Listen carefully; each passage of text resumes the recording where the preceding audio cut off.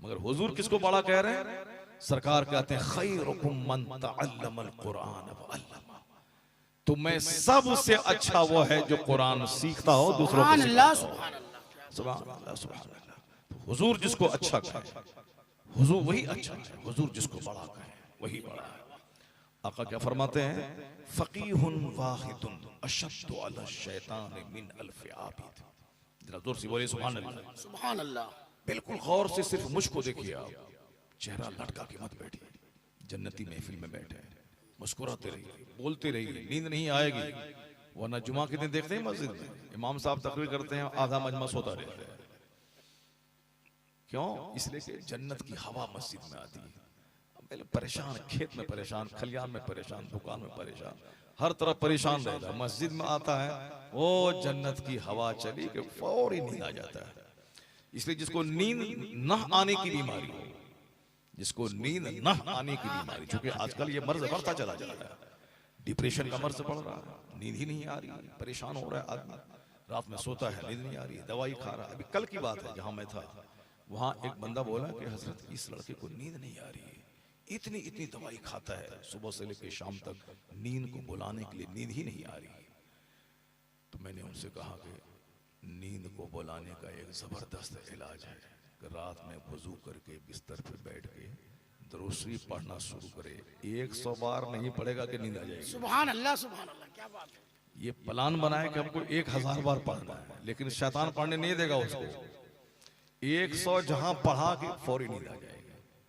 हम लोग भी सोचते हैं कि बिस्तर पे सो गए हैं, अब 500 बार दरूद पढ़ के उसके बाद सोएं। 10 बार पढ़ते पढ़ते 10 सेकंड में नींद आ जाती है। और नींद को बुलाने का जबरदस्त तरीका, रात में बावजू हो जाइए, बिस्तर पे बैठ कर दुरूद शरीफ पढ़ना शुरू कीजिए, देखिए कि दुरूद की बरकत से नींद कैसे गहरी आती है। तो अब मैं देखता हूं कि साहब दवाई लोग खा रहे हैं नींद को बुलाने के लिए, लेकिन ज्यादा टाइम आप मस्जिद में गुजारिए। मस्जिद में जहां बैठे कि नींद शुरू हो जाएगी, नींद मस्जिद में जहां बैठना शुरू की नींद शुरू आ जाएगी, क्योंकि मस्जिद इस रोए जमीन पर सबसे बेहतरीन जगह है। हुजूर क्या फरमाते हैं सरकार की हदीस से, वो अहब्बुल बिलाद इलल्लाह मसाजिदुहा व अबग़ज़ुल बिलाद इलल्लाह अस्वाक़ुहा। सरकार की हदीस है कि the most dearest places near Allah are मसाजिद, प्लेसेस ऑफ वर्शिप। अल्लाह के नजदीक सबसे ज्यादा पसंदीदा जगह मस्जिद है, मस्जिद है। और सबसे ज्यादा बुरी जगह, नापसंदीदा जगह जो अल्लाह के नजदीक है वह बाजार है, क्योंकि बाजार में झूठ बोला जाता है, बाजार में खयानत की जाती है, बाजार में माल छुपा के बेचा जाता है, इसलिए बाजार बुरी जगह। लेकिन चूंकि वहां जाना जरूरी है, सौदा सलफ खरीदने के लिए, तो सबसे अच्छा आदमी वो है जो आखिर में बाजार जाए, सबसे पहले निकल जाए, अपना काम काज करे फौरन निकल जाए।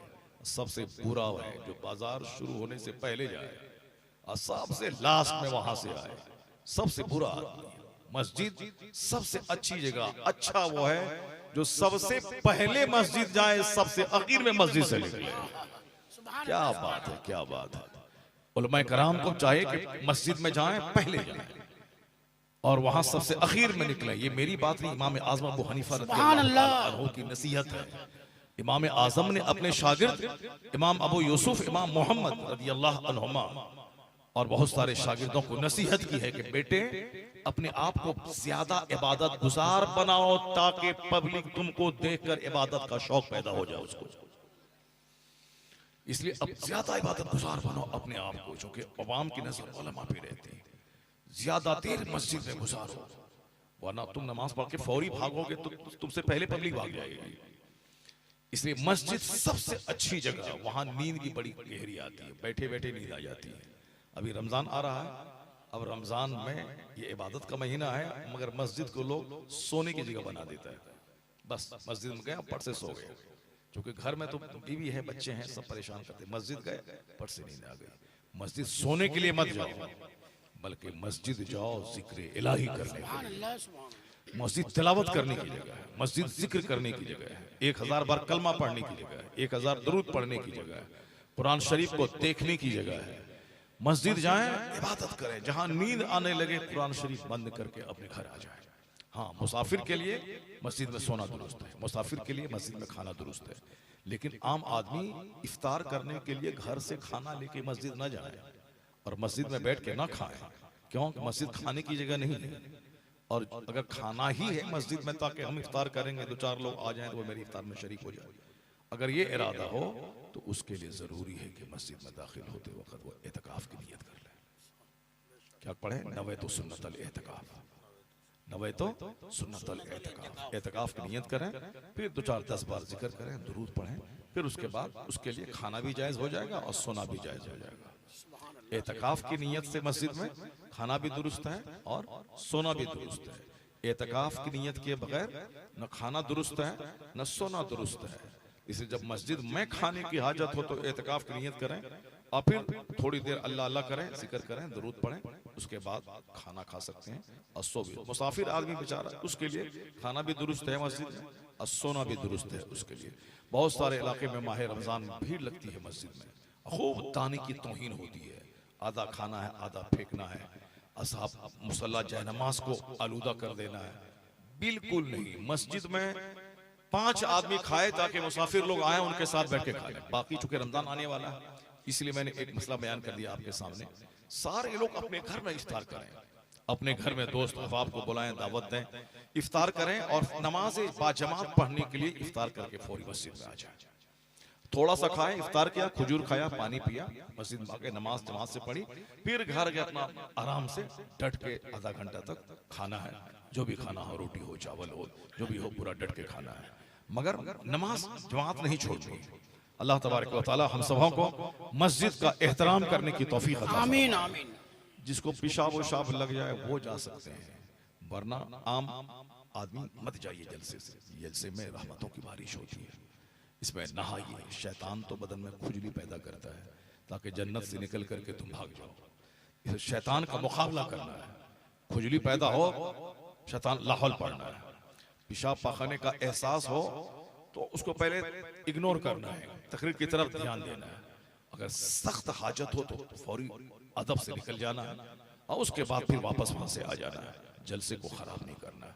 ये दीनी महफिल है, जिक्र की महफिल है। जो इसको आबाद करता है अल्लाह उसको आबाद करता है, और जो दीनी महफिल को बर्बाद करता है, चाहे जलसा में ना आकर के हो या जलसे के खिलाफ बगावत करके हो या जलसे के खिलाफ प्रोपेगेंडा करके हो, जो मस्जिद को वीरान करेगा अल्लाह उसको वीरान कर देगा।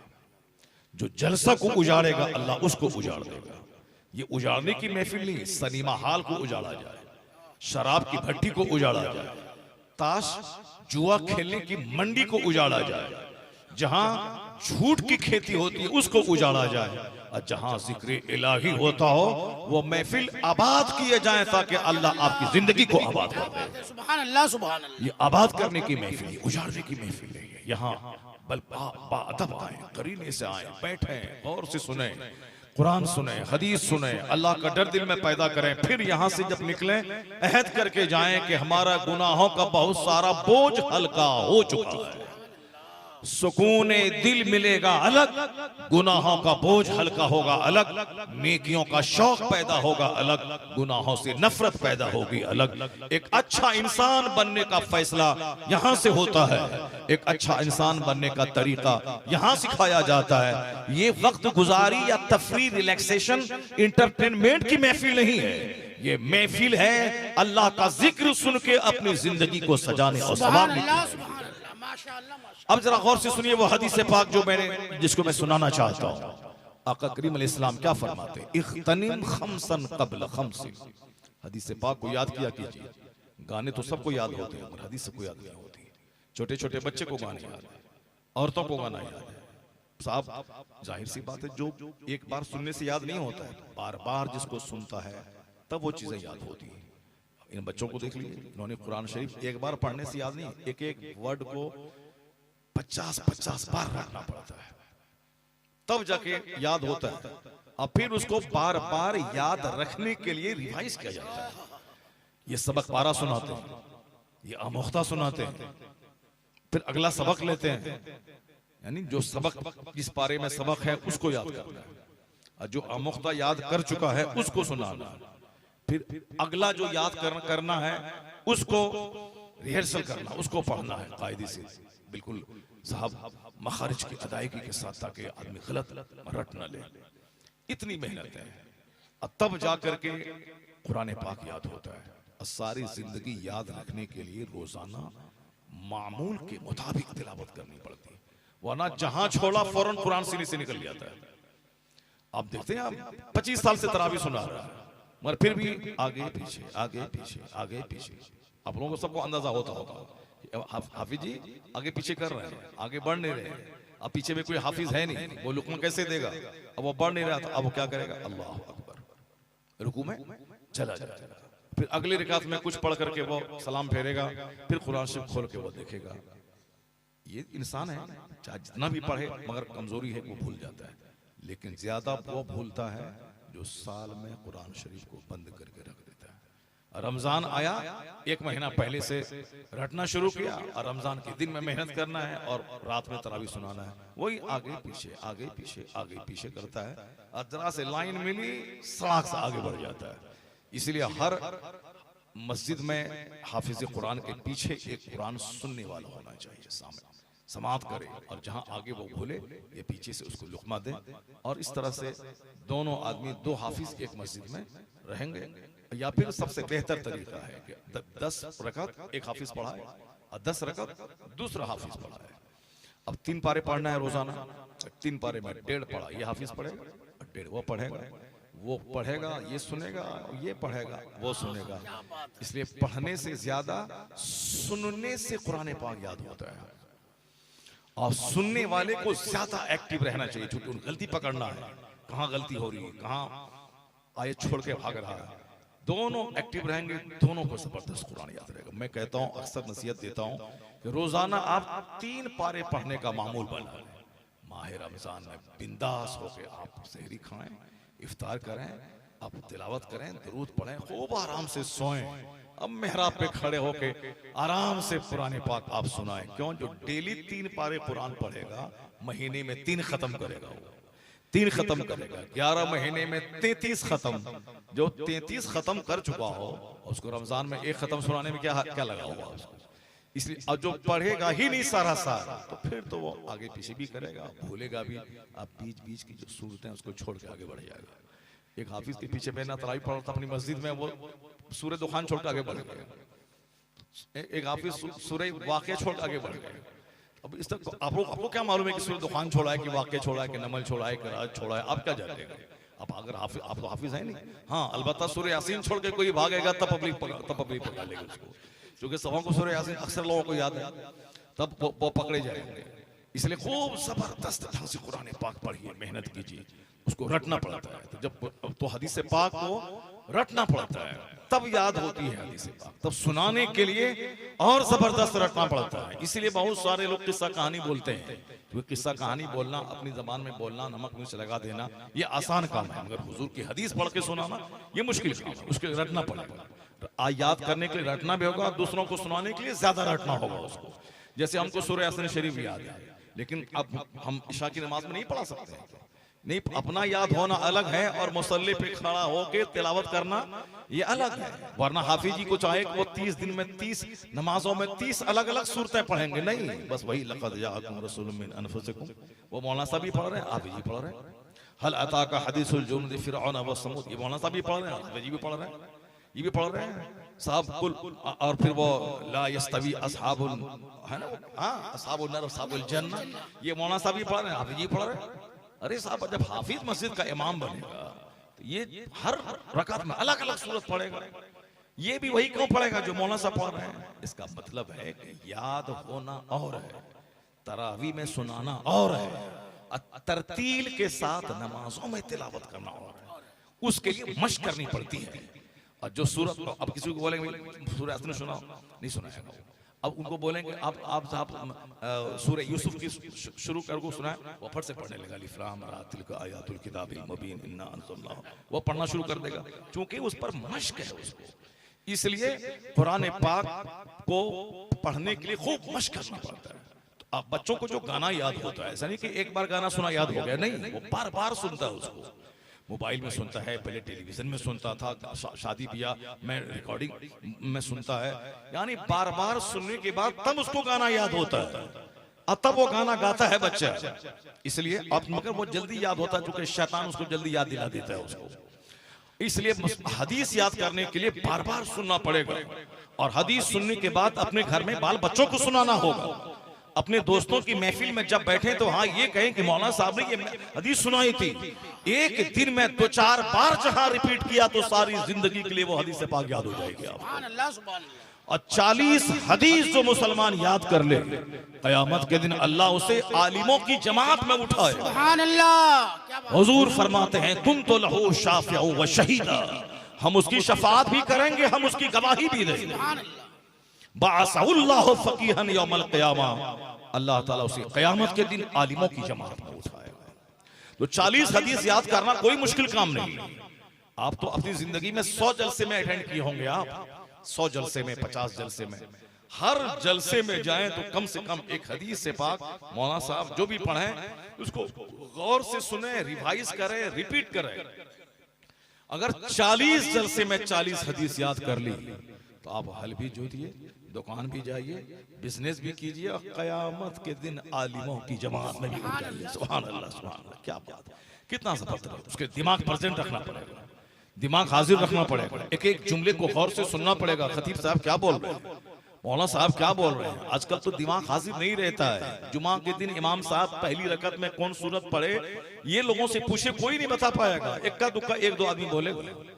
इमाम साहब पिछले जुमा को कौन सा खिताब किया था, नहीं 99 आदमी नहीं बोल पाएगा। एक बंदा बोलेगा जो खूब होशियार है, गौर से सुनता है, वो बंदा बोलेगा। अक्सर आदमी को सोने से फुर्सत ही नहीं है तो वो क्या जाने मौलाना साहब ने क्या आम बोला कि इबली बोला। इसलिए आजकल एक तकरीर याद कर ले इमाम साहब बनने के लिए काफी है। हर जुमा के दिन वही तकरीर करे, कोई नहीं बोलेगा कि इमाम साहब रिपीट क्यों कर रहे हैं। दिमाग हाजिर रहेगा तब ना बोलेगा। यहाँ दिमाग तो हाजिर ही, दिमाग तो खेत में है, खलियान में है, दुकान में है, बाल बच्चों में लगा हुआ। वो झटपट जल्दी से नमाज खत्म करके निकलना चाहे, बस एक तकरीर याद करे इमाम साहब और हर जुमा को वही रिपीट करे, कोई बोलने वाला नहीं। पहले जमाने में लोग बोलते थे और रिपीट करते कहते थे कि साहब आपने पिछले जुमाओं की तकरीर की, अभी यही कर रहे हैं, आप 10 साल पहले यही बोले थे, अभी यही बोल रहे हैं। तब वहां बंदा ज्यादा से ज्यादा मुताला करता है, नई नई बातें लोगों के सामने बयान का। आजकल दिमाग ही प्रेजेंट नहीं रहता है, इसलिए बहुत सारा मुकर्रिर एक ही तकरीर सारी जिंदगी करता रहा और मर गया, दुनिया चला गया। एक ही तकरीर अब हर जगह करते रहे। पहले तो ये यूट्यूब वाला मसला था नहीं, साहब सारी तकरीरें रिकॉर्ड हो रही हैं, जो यहाँ कर रहे हैं वहाँ कर रहे हैं, सब लोग इंटरनेट पे देख रहे हैं। बस एक तकरीर से पूरी जिंदगी काम चला लिया उसने। कहा नहीं साहब, एक तकरीर पर ही अमल नहीं किया है लोग तो क्या दूसरी तकरीर हम करें। एक तकरीर पर ही लोग अमल नहीं कर रहे, क्या दूसरी तकरीर हम करें। बस गौर से सुने, दिमाग परसेंट रखें। दीनी महफिल में मस्जिद में जाए वहां दिमाग परसेंट रखें। बुरी महफिलों में अगर कोई लेके चला जाए वहां जाके सो जाए, वहां सो जाए, कम से कम गंदी बात आपके कान में तो नहीं आएगी। अगर सिनेमा हॉल में नींद आ रहा है, कोई दोस्त जबरदस्ती खींच के सिनेमा हॉल लेके चला गया, वहां अगर नींद आ गई तो समझ लें आपके लिए रहमत। कम से कम आपकी आंख तो गुनाहों से महफूज रही, आपका कान तो गुनाहों से बचा। तो मस्जिद में जाके सो जाना ये कमाल की बात नहीं। मस्जिद में जाके इमाम साहब का खुतबा सुनना, इमाम साहब की क़िराअत सुनना, वहां जाके 1000 बार 500 बार 200 बार दरूद पढ़ना, कुरान पाक की तिलावत करना, ये कमाल की बात है कि वहां नींद नहीं आए, जाकर अपनी तकदीर जगाने की कोशिश किया करे। ये जलसा सोने की जगह नहीं है, ये आए बस फट से सो गए, नहीं, ये जलसा है अपने खतीबों को सुनने की जगह, अपने सरकार आका अलैहिस्सलाम की हदीस सुनने की जगह, कुरान करीम की आयतों की तशरीह और तौज़ीह सुनने की जगह। तो जरा गौर से सुनिए हुजूर ने क्या फरमाया, इग़तनिम खम्सन क़ब्ल खम्सिन। आका फरमाते हैं 5 चीज को 5 चीज से पहले गनीमत समझ ले। 5 को 5 से पहले गनीमत समझ ले, क्योंकि बड़ी तेजी के साथ वो 5 चीजें गुजर जाएंगी, उसके बाद पछताने से काम नहीं चलेगा। आका फरमाते हैं हयातक क़ब्ल मौतिक, अपनी जिंदगी को मौत से पहले गनीमत समझ ले। सुभान अल्लाह, जरा जोर से बोलिए सुभान अल्लाह, हाथ उठा के बोलिए ला इलाहा इल्लल्लाह। नात शरीफ सुनने के बाद इसको आप लोग सब गाने लगे, पढ़ने लगे, नहीं पढ़ने लगे। अब हदीस से पाक हम पढ़ते हैं, आप अभी पढ़िए। इग़तनिम खम्सन क़ब्ल खम्सिन, पढ़िए सब। इग़तनिम खम्सन क़ब्ल खम्सिन, क्या बात है, ये हुजूर की हदीस है। हुजूर सबसे बड़े, सरकार की बात सबसे बड़ी, कोई नहीं है बड़ा दुनिया में सरकार के अलावा, अल्लाह के अलावा सबसे बड़ी जात मुस्तफा जाने रहमत की जात है। सुभान अल्लाह, सुभान अल्लाह। इतने बड़े अल्लाह ने बनाया है महबूब को, उनका हुस्न लाजवाब, सुभान उनका अल्लाह। इल्म लाजवाब, उनकी हिकमत लाजवाब, उनका शहर मदीना लाजवाब, उनके पैदाइश का वतन मक्का लाजवाब, उनका खानदान कुरैश लाजवाब, उनके बाप अब्दुल्ला लाजवाब, उनकी माँ हजरत आमिना लाजवाब, उनको दूध पिलाने वाली हजरत हलीमा लाजवाब, उनका खानदान लाजवाब, उनके बाप दादा लाजवाब, उनका मुल्क लाजवाब, उनका कबीला लाजवाब, सब कुछ लाजवाब। इसलिए आला हजरत फरमाते हैं कि लम याते नज़ीर काफी नजरिन मिसले तू ना शुद पैदा जाना। सुभान अल्लाह, सुभान नारे तकबीर। कोई पैदा नहीं हुआ, मैचलेस है मुस्तफा, इनकम्पेरेबल है मुस्तफा, और अद्वितीय है मुस्तफा। इसलिए आला हजरत फरमाते हैं कोई बड़ा नहीं, सबसे आला व औला हमारा नबी, सबसे बाला व आला हमारा नबी। नारे तकबीर, नारे रिसालत, मसले के आला हजरत हजरत मुफ्ती शहरियार साहब किबला, जश्ने दस्तार बंदी, नारे तकबीर। ये जाहिल किस्म के लोग क्या जा रहे हैं मुस्तफा कौन है? ये साहब गिरिराज जैसे लोग क्या जा रहे हैं मुस्तफा कौन है? ये रामगिरी जैसे लोग क्या जा रहे हैं मुस्तफा कौन है? ये अति नरसिंहानंद जैसे लोग क्या जा रहे हैं मुस्तफा कौन है? ये लोग तो घंटी बजाते हैं, 2 रुपया कमाते हैं, खाते हैं, ये क्या जाने मुस्तफा कौन है?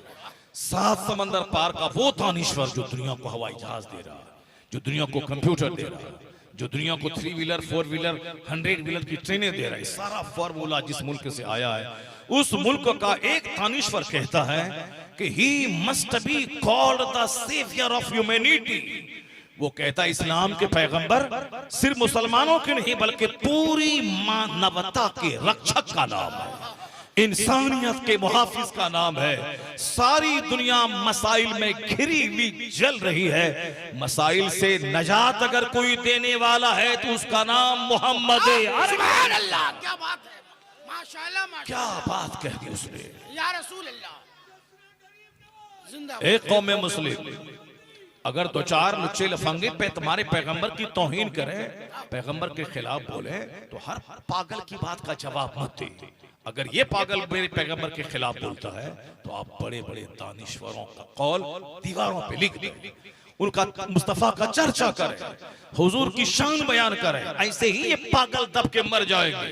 ये तो कम पढ़ा लिखा आदमी, जो दुनिया का सबसे बड़ा पढ़ा लिखा आदमी डॉक्टर माइकल हार्ट अमेरिका का, उसने क्या कहा? He is the only man in history who was supremely successful on both levels, religious and secular। वो अमेरिका का बहुत बड़ा पढ़ा लिखा जो सारी दुनिया की इतिहास को आंखों की पुतलियों में समेट लिया। उसके बाद सारे महान लोगों की जिंदगी का मुताला करके 100 आदमी को छांटा, उस 100 में से अव्वल नंबर पे सर्वश्रेष्ठ और सफलतम कौन होगा, उसके लिए उन्होंने और सघन अध्ययन किया। उसके बाद ये जुमला दुनिया को सामने रख करके दुनिया को आश्चर्यचकित हैरत में डाल दिया। वह क्रिश्चियन था, लोग कहते थे जनाब ईसा को सबसे बड़ा सब बोलेगा। वो साइंटिस्ट था, लोग कहते थे न्यूटन को सबसे बड़ा बोलेगा। लेकिन जब किताब द 100 नामी प्रेस से छप के बाहर आई तो दुनिया दंग रह गई कि सबसे अव्वल नंबर पे डॉक्टर माइकल हार्ट ना न्यूटन का नाम दिया ना हजरत ईसा का नाम दिया, उसमें लिखा मोहम्मद अरबी is the greatest successful most successful personality of the world। he is the only man in history who was supremely successful on both levels, religious and secular। वो कहा दुनिया का अकेला इंसान मोहम्मद अरबी है जो मजहबी और सियासी एतबार से सबसे ज्यादा कामयाब तरीन इंसान हुआ। he is the only man in history, यानी इतिहास का इकलौता आदमी। खरबों इंसानों में अव्वल से लेके आखिर तक जितने महान लोग हैं सब में सबसे ज्यादा महानतम सफलतम कामयाब तरीन इंसान अगर कोई है तो मोहम्मद अरबी की जात है। उन्होंने आगे रीजन उसका बयान किया कि कोई बड़ा होता है विज्ञान के क्षेत्र का तो वो दूसरे क्षेत्र में बड़ा नहीं होता, कोई बड़ा होता है राजनीति के क्षेत्र का, वो धर्म के क्षेत्र में बड़ा नहीं होता, कोई बड़ा इंडिया का होता है पाकिस्तान का बड़ा नहीं होता, कोई अमेरिका का बड़ा होता है वो चाइना का बड़ा नहीं होता, कोई अपने जमाने का बड़ा होता है हर जमाने का बड़ा नहीं होता। एक ऐसा आदमी जो हर अहद पे लाजवाब, हर जमाने के लिए लाजवाब, हर सदी के लिए लाजवाब, हर क्षेत्र के लिए लाजवाब, मजहब में भी और सियासी तौर पर एक जबरदस्त हुकूमत देने में। वो कहते हैं कोई नहीं मिलेगा, 1400 साल गुजर गए, उनकी अजमत का सूरज गहन में नहीं आया। वक्त बढ़ता जा रहा है, उनके मानने वालों की तादाद में इजाफा होता जा रहा है, यहां तक कि करोड़ों लोग उनकी बातों से फायदा उठा रहे हैं, रोशनी हासिल कर रहे हैं। 1400 साल पहले जो बात उसने कही थी, 14 सदियां गुजर जाने के बाद उसका महत्व घटा नहीं बल्कि महत्व बढ़ता चला जा रहा है। इसलिए इस धरती का लाजवाब इंसान कोई है तो मोहम्मद है। सुभान अल्लाह, माशाअल्लाह, क्या बात है। He is the only man in history who was supremely successful. ए बच्चा कहां भाग रहा है? हाँ, ये काम का आदमी है, पीछे से सामने आ गया। जितने लोग पीछे बैठे हुए हैं और मौका निकाल के भागने के चक्कर में, वो सब आगे आ जाइए। आगे की कुर्सियों को सबको भर दीजिए। अभी तकरीर ऐसा नहीं कि हम तकरीर कर दिए, तकरीर भी शुरू कहाँ होगी। अभी मैंने जो तकरीर की आयत मैंने पढ़ी है, उस आयत पे तकरीर करेंगे। अभी कम से कम आपको 3 कहानी सुनी है। आज मैं कहानी सुनाऊंगा, कुरान शरीफ की कहानी सुनाऊंगा, यहाँ वहाँ की कहानी नहीं सुनाऊंगा। इस किताब से, उस किताब से, फेसबुक से, व्हाट्सएप से, यूट्यूब से, इंस्टाग्राम से, अखबार से कहानी नहीं, ये सब कहानी। आज मैं कहानी कुरान पाक की कहानी सुनाऊंगा। सुभान अल्लाह, सुभान अल्लाह। कुरान पाक की 3 कहानी सुनाने का मेरा इरादा है, लेकिन अगर एक ही सुनाने में अगर ज्यादा टाइम हो गया तब तो फिर एक ही काफी रहे, लेकिन 3 कहानी सुनाने का मेरा प्लान है। मैंने आयत वही पढ़ी है, नहनु नकुस्सु अलैका अहसनल क़सस। अल्लाह रब्बुल इज्जत क्या कहता है कि मैं तेरे सामने बेहतरीन कहानी सुनाता हूं। कौन कहा? अल्लाह कहता है। वही सूरह यूसुफ जो आप सुनते हैं हमेशा हर नमाज में, फजर में भी सुनते हैं और इशा में भी सुनते हैं, इमाम साहब बार बार उसको सुनाते हैं। अलिफ लाम रा तिल्क आयातुल किताबिल मुबीन। उसके बाद क्या है? इन्ना अंज़लनाहु कुरानन अरबिय्यन लअल्लकुम ताक़िलून नहनु नकुस्सु अलैका अहसनल क़सस। हाँ, हम भी हाफिज बनने वाले थे। 10 पारा हिफ्ज़ किए थे, 10 पारा कर लिए थे। मौलाना बनने के बाद इमामत करते थे मस्जिद में, वहाँ टाइम ज़्यादा मिलता था, इसलिए फजर के बाद रटते थे।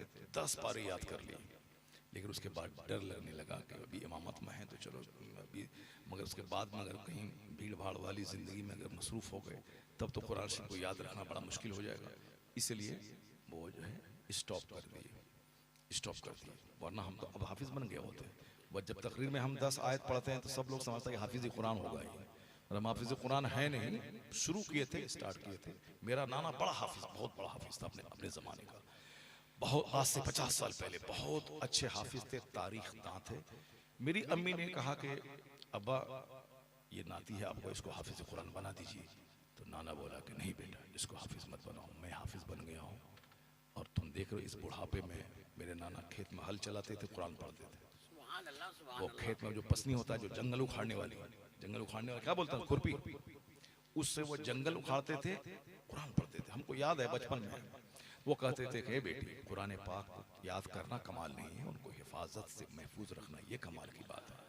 तो बुढ़ापे में बंदा बीमार हो जाता है, उसका पेशाब पखाना होता रहता है, जल्दी जल्दी पेशाब करता है, पखाना रूम जाने से पहले पखाना हो जाता है, क्योंकि बुढ़ापे में ख्वाहिश ज़्यादा रहती है खाने की, जबकि बुढ़ापे में कम खाना चाहिए। एक आदमी बोला कि डॉक्टर साहब दवाई दीजिए, भूख नहीं लग रही है, और खा लेता हूँ तो पखाना नहीं होता है।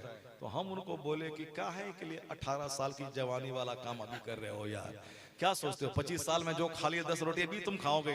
बुढ़ापे में एक टाइम खाना खाओ, एक टाइम खाओ, पानी ज्यादा पियो, कोई दवाई खाने की जरूरत नहीं है। अब तुम जो चाहेगा, चूंकि बुढ़ापे में हवस ज्यादा हो जाती है खाने की, अब खीर है तो वो भी खा लें, बिरयानी है तो वो भी खा लें, चाउमीन है तो वो भी खा लें, केला है तो वो भी खा लें, अमरूद है तो वो भी खा लें।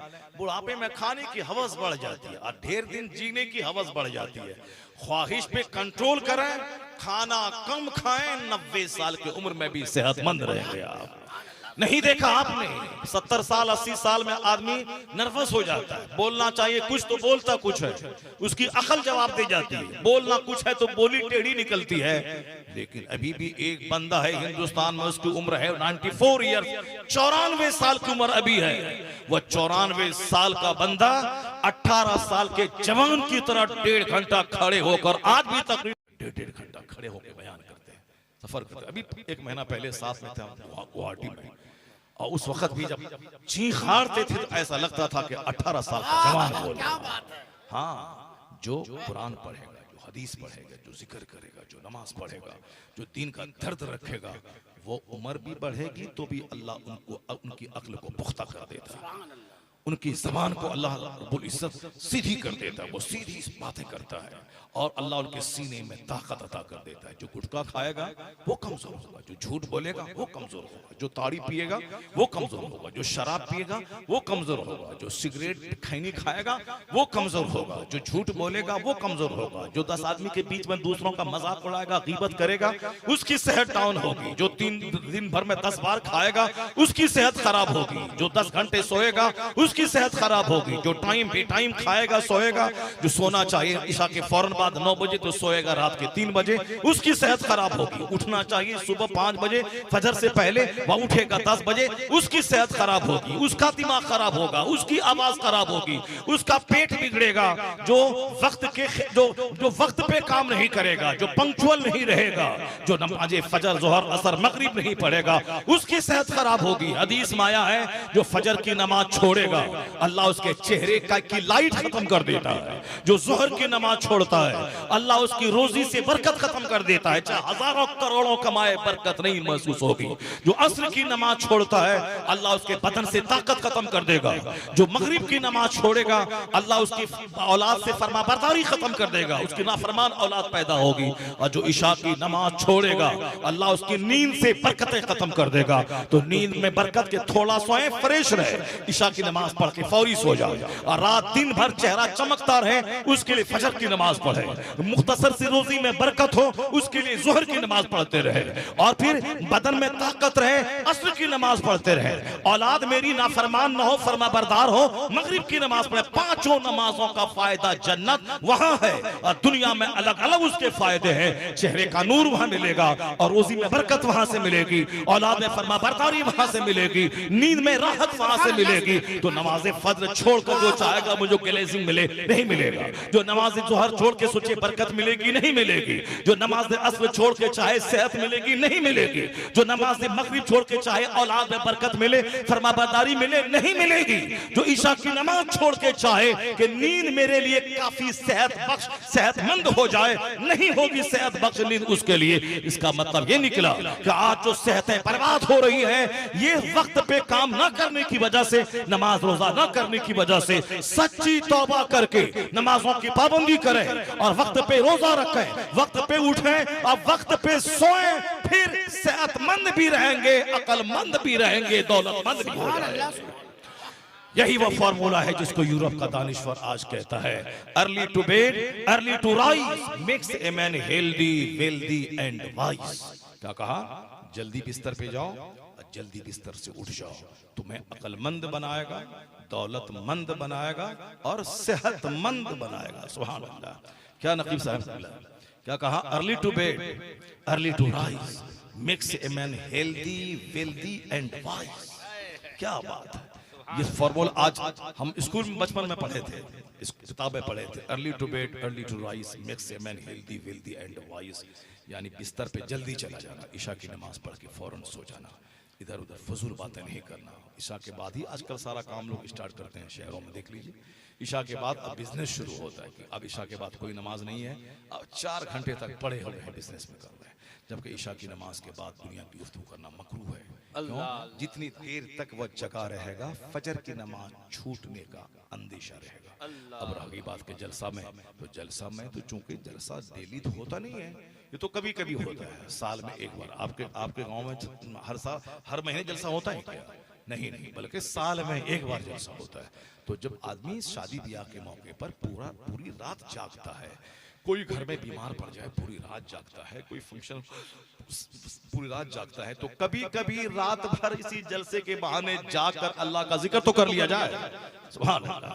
बहुत से लोग कहते हैं अरे साहब रात भर का जलसा मत कीजिए। हाँ ठीक है, डेली अगर जलसा करना है तब 11 बजे खत्म कर दीजिए, लेकिन साल में एक बार जब जलसा होता है तो उस जलसे को सुबह फजर तक चलने दीजिए, क्योंकि इसी जलसे के बहाने पूरी रात जाग तो जाए बंदा हैं। एक मौलवी साहब बोला कि नहीं नहीं ये रात सोने के लिए बना है।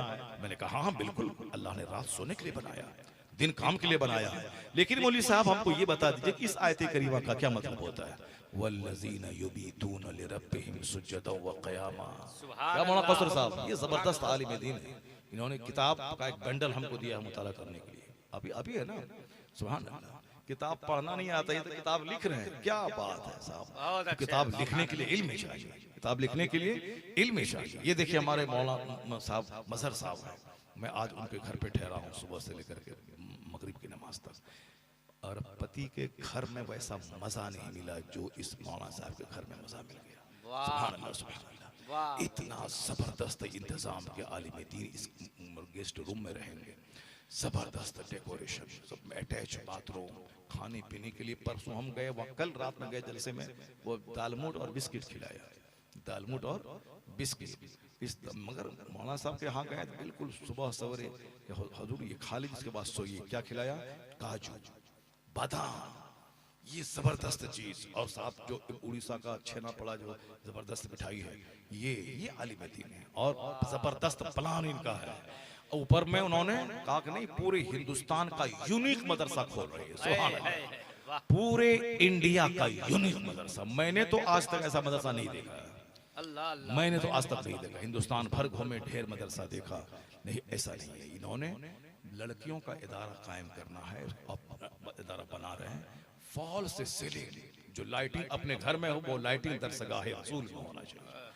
और साफ सोने के लिए हर लड़कियों का अलग अलग बेड होना चाहिए, वार्डरोब होना चाहिए जहां अपनी किताबें रखे, लाइटिंग होनी चाहिए जहां अपने सिरहाने साहब बैठ करके किताबों का मुताला करे। इस तरीके से लेटरिन, बाथरूम, किचन और साहब गुस्ल खाना, वजू खाना, टीचर के लिए अलग और क्लासरूम अलग। बहुत से मदरसे में वहीं सोइए और वहीं पढ़िए, लेकिन यहाँ नहीं, हॉस्टल अलग, नीचे ऊपर में क्लासरूम। जबरदस्त एक जुनून है, दुनिया वालों को पैसा कमा के 2-4 घर खरीदने का जुनून है, इस बंदे को अपने ही घर में मदरसा बना के इल्म फैलाने का जुनून है। क्या बात, क्या बात है। इल्म फैलाना, इल्म बांटना, वरना दौलत की कोई हैसियत नहीं है इल्म के सामने। 1000 एकड़ जमीन होकर पढ़ा लिखा नहीं तो जानवर है।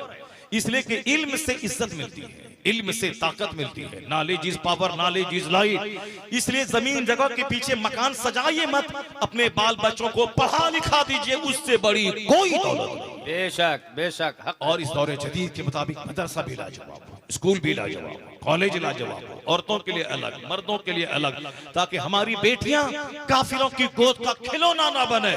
पर्दे में रह करके वो इंजीनियर भी बने, डॉक्टर भी बने, प्रोफेसर भी बने, बैरिस्टर भी बने। इज्जत बचा के, इज्जत लुटा के नहीं। इज्जत लुटा के डॉक्टर बनी तो सीधे जहन्नम की आग में, और इज्जत बचा के डॉक्टर बनी तो दुनिया में खिदमत भी होगी, मरने के बाद जरा की जन्नत भी। बेशक, सुभान अल्लाह, सुभान अल्लाह। सिर्फ दुनिया के हुसूल के लिए जो हमारी बेटियां आज पढ़ रही हैं, गैरों के स्कूल में जा रही हैं, अक्सर वो बेशतर जो केसेस आ रहे हैं गैरों की गोद में छूने लगी, गैरों की गोद में भाग गई, क्योंकि हमने उसको वो इदारा दिया जिस इदारे में आबरू गैर महफूज है। इसलिए हर मुसलमानों को चाहिए, मकान दुकान ठोक के क्या करेगा, मरने के बाद तो कब्र में जाना ही है। जो मौका मिला है दीन का काम कर जाए, अपने लोगों का को फायदा उठा। खैरुन्नास मय्यनफउन्नास, तुम में सबसे बेहतर वो है जो अपने से दूसरों को फायदा पहुंचाने वाला। The best among you is one who is profitable for others. तुम में सबसे अच्छा आदमी वो है जो अपने से दूसरों को फायदा पहुंचाए, अपने से दूसरों को कष्ट नहीं पहुंचाए, अपने से दूसरों को फायदा पहुंचाए, अपने से दूसरों को लाभ पहुंचाए, अपने से दूसरों को गम दूर करने वाला बना दे, गम दे नहीं गम बांटने वाला बना दे, विद्या दान कर दे, यानी इल्म खैरात कर दे। जो सीखा है सिखा दे। अगर नहीं है पैसा, नहीं है इल्म, तो पैसा से मदरसा बना के, स्कूल बना के उसमें पढ़ने का केंद्र बना दे। वो दौलतमंद काबिल रश्क है जो अपनी दौलतों का इस्तेमाल दीन की खिदमतों के लिए करता है। और वो आलिम काबिल रश्क है जो इल्म पढ़ता है, इल्म सिखा के जहालत का अंधेरा दूर करता है। बहुत अच्छे। यही दो लोग हैं इस रुए जमीन पर जो काबिल रश्क है। एक वो दौलतमंद जो अपने माल को ऊपर खर्च करता है, नीचे खर्च करता है, दाहिने से खर्च करता है, बाएं से खर्च करता है, अपने से दूसरों को फायदा पहुंचाता है। तब ये तमन्ना की जा सकती है कि या अल्लाह मुझे इस मालदार की तरह बना दे। और वरना जो पैसा कमा कमा के हर घर में टेलीविजन लगाता है, रात रात भर टेलीविजन देखता है, गंदी फिल्में देखता है, ऐश मौज करता है, बेटी की शादी में 10 करोड़ रुपए खर्च करता है, बाप बच्चे का बर्थडे पार्टी में 2-4 लाख रुपए खर्च करता है, कव्वाली करता है, डांसर को बुलाता है, फजूल खर्ची करता है, शान दिखाने के लिए हर साल अपने मकान कपोटी को बदलता रहता है। वो तो सीधे जहन्नम। कुल्लो बिनायों वबाल, हदीस में है हर तामीर वबाल है इल्ला भी जरूरत, मगर जो जरूरत के तहत हो। हर तामीर वबाल है मगर जो जरूरत के तहत हो, और जो नुमाइश के लिए हो, रियाकारी के लिए हो, वो तामीर बंदी के लिए वबाल है। तो आदमी उस दौलतमंद की तरह बनना ना चाहे जो सिर्फ खाने पे, पहनने पे, मकान बनाने पे खर्च करे। वो दौलतमंद काबिल रश्क है जो अपने माल से मखलूक की खिदमत करे, दीन का काम करे। वो तमन्ना करने के काबिल है, इलाही मुझे इनकी तरह बना दे ताकि मैं दूसरों के काम आ जाऊं। सुभान अल्लाह। इसलिए दौलतमंद पे हज फर्ज है, दौलतमंद पे ज़कात फर्ज है, दौलतमंद पे कुर्बानी वाजिब है, दौलतमंद पे सदक़े फित्र वाजिब है। सदक़े फित्र गरीबों के लिए, कुर्बानी की खाल गरीबों के लिए, ज़कात गरीबों के लिए, फितरा गरीबों के लिए। ये माल रहेगा तब ना ज़कात निकलेगी। तो आदमी तमन्ना करे कि माल रहे तो मैं ज़कात निकालूं, सदक़े फित्र निकालूं, मैं जरूरतमंदों को दूं, बीमारों को दूं, माजूरों को दूं, मिस्कीनों को दूं, बेवाओं को दूं, अपने गरीब भाइयों को दूं। अपने माल में 2-4-10 लोगों का हक समझ ले कि जरूरत से ज्यादा अल्लाह माल इसलिए देता है, बेशुमार लोगों के हुकूक को अल्लाह रख देता है। और जब तक हक अदा होता रहता है अल्लाह माल बढ़ाता रहता है। और जब बंदा दांत से अपने लिए, बीवी के लिए, बच्चों के लिए ही माल को महदूद कर देता है तो अल्लाह देर सवेर उसके माल का दरवाजा बंद कर देता है, फिर वह भिखारी बन जाता है। बंदा क्या कहता है, इन्ना रब्बी अहानन, मेरे रब ने मुझको जलील कर दिया। अल्लाह कहता है कल्ला, मैंने तुझको जलील नहीं किया। कल्ला बल्ला तुक्रिमूनल यतीम वला तहादून अला तामिल मिस्कीन व ताकुलून तुरास अकल लम्मा व तुहिब्बूनल माल हुब्बन जम्मा। हमने तुझको करीब नहीं किया है, गुर्बत तुमने खुद खरीदी है। तुम यतीमों की इज्जत नहीं करते, तुम मिस्कीनों को धक्के मार के भगा देते हो, तुम माल को दांत से पकड़ पकड़ के रखते हो, अपने वारिसों का माल खा जाते हो। हकदार है जिसकी जिस माल में फूफी का हक है, जिस माल में बहन का हक है, उस माल को तू दबा के खा जाता है। जो माल को दबाएगा, माल से शदीद मोहब्बत करेगा, उसका माल घटाया जाएगा, उसका माल बर्बाद कर दिया जाएगा, उसके लिए गरीबी के दरवाजे खोल दिए जाएंगे। इसके जिम्मेदार तुम खुद ठहरोगे कि तुमने दौलत से मोहब्बत की, इसीलिए दौलत का दरवाजा बंद हो गया। लेकिन जो मिस्कीनों को देगा, यतीमों को देगा, गरीबों को देगा, माँ बाप की खिदमत करेगा, दीन का काम करेगा, वह खिदमत करता जाएगा, अल्लाह दौलतें अता करता चला जाएगा। बेशक। नारे तकबीर, नारे रिसालत, मसलके आला हजरत। बहुत अच्छा। अब वो हदीस पाक सुनिए, हदीस पाक सुनाता हूँ, फिर उसके बाद मैं तकरीर शुरू करता हूँ। जोर से बोले सुभान अल्लाह, सुभान अल्लाह। हाथ उठा के बोले ला इलाहा इल्लल्लाह, ला इलाहा जोर से, ताकि नींद नहीं आए। माशाअल्लाह, आप तकरीर सुनने का आज आपने रिकॉर्ड कायम कर दिया। वो गलत लोग बोलते हैं कि उड़ीसा में लोग तकरीर नहीं सुनते हैं, क्या नाजिम साहब हैं, ये गलत बोलते हैं लोग तकरीर सुनते हैं। माशाअल्लाह, क्या बात है, जबरदस्त तकरीर सुन रहे हैं आप लोग। अब तो यहाँ 4 घंटा भी मैं बोल दूं तो मुझको, मैं थकूंगा नहीं, इस कदर तकरीर आप सुन रहे हैं। उड़ीसा के बारे में गलत अफवाह लोगों ने फैला दिया है इंडिया में। उड़ीसा के लोग तकरीर नहीं सुनते हैं, वो सिर्फ नाच सुनते हैं, 2-4 शायर को बुलाते हैं, मुशायरा करवाते हैं। गलत बात है वो। मैं भी तकरीर 1 महीने के अंदर मैं कई बार मैं उड़ीसा आया और 10 साल 15 साल से मैं आ रहा हूँ। ये मौलाना शफुल कादरी साहब जबरदस्त नकीब हैं साहब, इन्होंने पहले बुलाया और आज फिर कल की दावत थी, अभी अभी और मैं फरवरी में आ रहा हूं। मैं मेरी तकरीर में कोई लतीफा नहीं है, कोई कॉमेडी नहीं है। अगर मेरी तकरीर सुनी जा रही, इसका मतलब है कि लोग दीन सुनना चाहते हैं, लोग दीन सीखना चाहते हैं। तो मैं आपके इस गांव के मैं दाद देता हूं यहाँ के सारे लोगों को कि आलिमों की मेहनतों का नतीजा है कि आपने नाथखानी की महफिल कम करके हदीस कुरान सुनने पर आपने ज्यादा जोर दिया। सुभान अल्लाह, सुभान अल्लाह। सुनिए वो हदीस पाक, इख्तनिम खबसन क़ब्ल खमसिन। आका फरमाते हैं 5 चीज को 5 चीज से पहले गनीमत समझ ले। कौन? जो दुनिया का सबसे बड़ा मुअल्लिम है, जो दुनिया का सबसे बड़ा रिफॉर्मर है, जो दुनिया का सबसे बड़ा अक्लमंद है, जो दुनिया का सबसे बड़ा दानिशमंद है, जो सारे रसूलों के सरदार है। दुनिया के सारे लोगों की अक्लें एक तरफ, मुस्तफा की अक्ल से वो निस्बत नहीं है दुनिया के सारे लोगों की अक्ल को, जो एक कतरा पानी को समंदर से निस्बत होती है। यानी मुस्तफा की अक्ल समंदर के मानिंद है और दुनिया के सारे दानिश्वरों की अक्ल हुजूर के सामने एक कतरा पानी है। इसलिए हुजूर ने जो बात कह दी 1400 साल पहले, वो बात आज 1400 साल के बाद भी मोस्ट इंपॉर्टेंट है। वो बात है सबसे ज्यादा वजनी और सबसे ज्यादा भारी भरकम और जिंदगी संवारने के लिए सबसे ज्यादा आज भी सक्षम है। वो बात है, हुजूर कहते हैं हयातक क़ब्ल मौतिक, अपनी जिंदगी को मौत से पहले गनीमत समझ ले। ये जिंदगी कीमती जिंदगी, ये जिंदगी बहुमूल्य जिंदगी। अल्लाह ने सारी नेमतें तुम्हारे लिए बनाई हैं, आसमान तेरे लिए ताकि तेरा सीना वहशत से न फट जाए।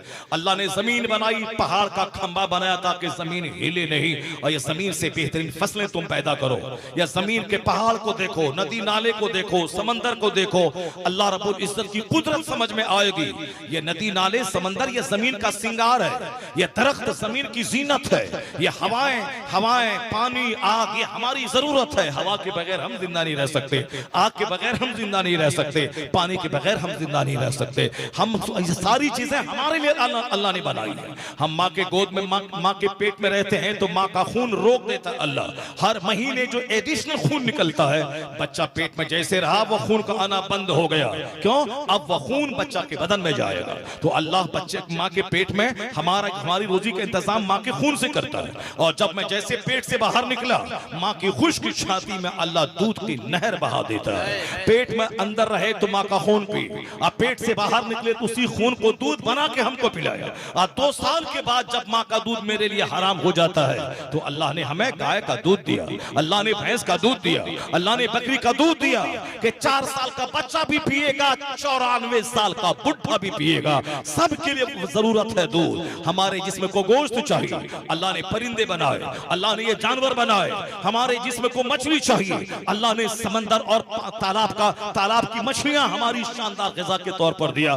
अल्लाह ने हमें सेब अनार संतरा दिया, अल्लाह ने हमें अदरक दिया, अल्लाह ने हमें लहसुन प्याज दिया, अल्लाह ने मेरे लिए अरहर मसूर की दाल पैदा किया, ये अल्लाह ने आलू बैगन सब हमारे लिए। सारी चीजें, एक दाल है तो 100 किस्म की, आलू है तो कई टाइप का, आम का फल है तो कई टाइप का, सेब है तो कई टाइप का, अलग अलग वैरायटीज का सेब, दाना, संतरा, केला, मौज, ये सारी नेमतें हमारे लिए। कभी तन्हाई में गौर करें कि मैं किस काम के लिए, खाली खाने पकाना करने के लिए, और खाने लड़ाई करने के लिए, और खाने दूसरों की बहू बेटी को ताक झाक करने के लिए नहीं। नहीं, अल्लाह ने सारी नेमतें हमारे लिए पैदा की और हमको अल्लाह ने अपनी इबादत के लिए पैदा फरमाया।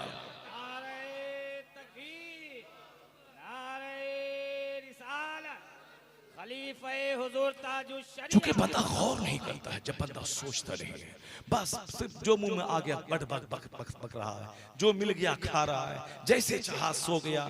यानी खाना पीना, सोना, घर बनाना, गाड़ी खरीदना, पेशाब पखाना करना, मर जाना, यही मकसद हयात नहीं है।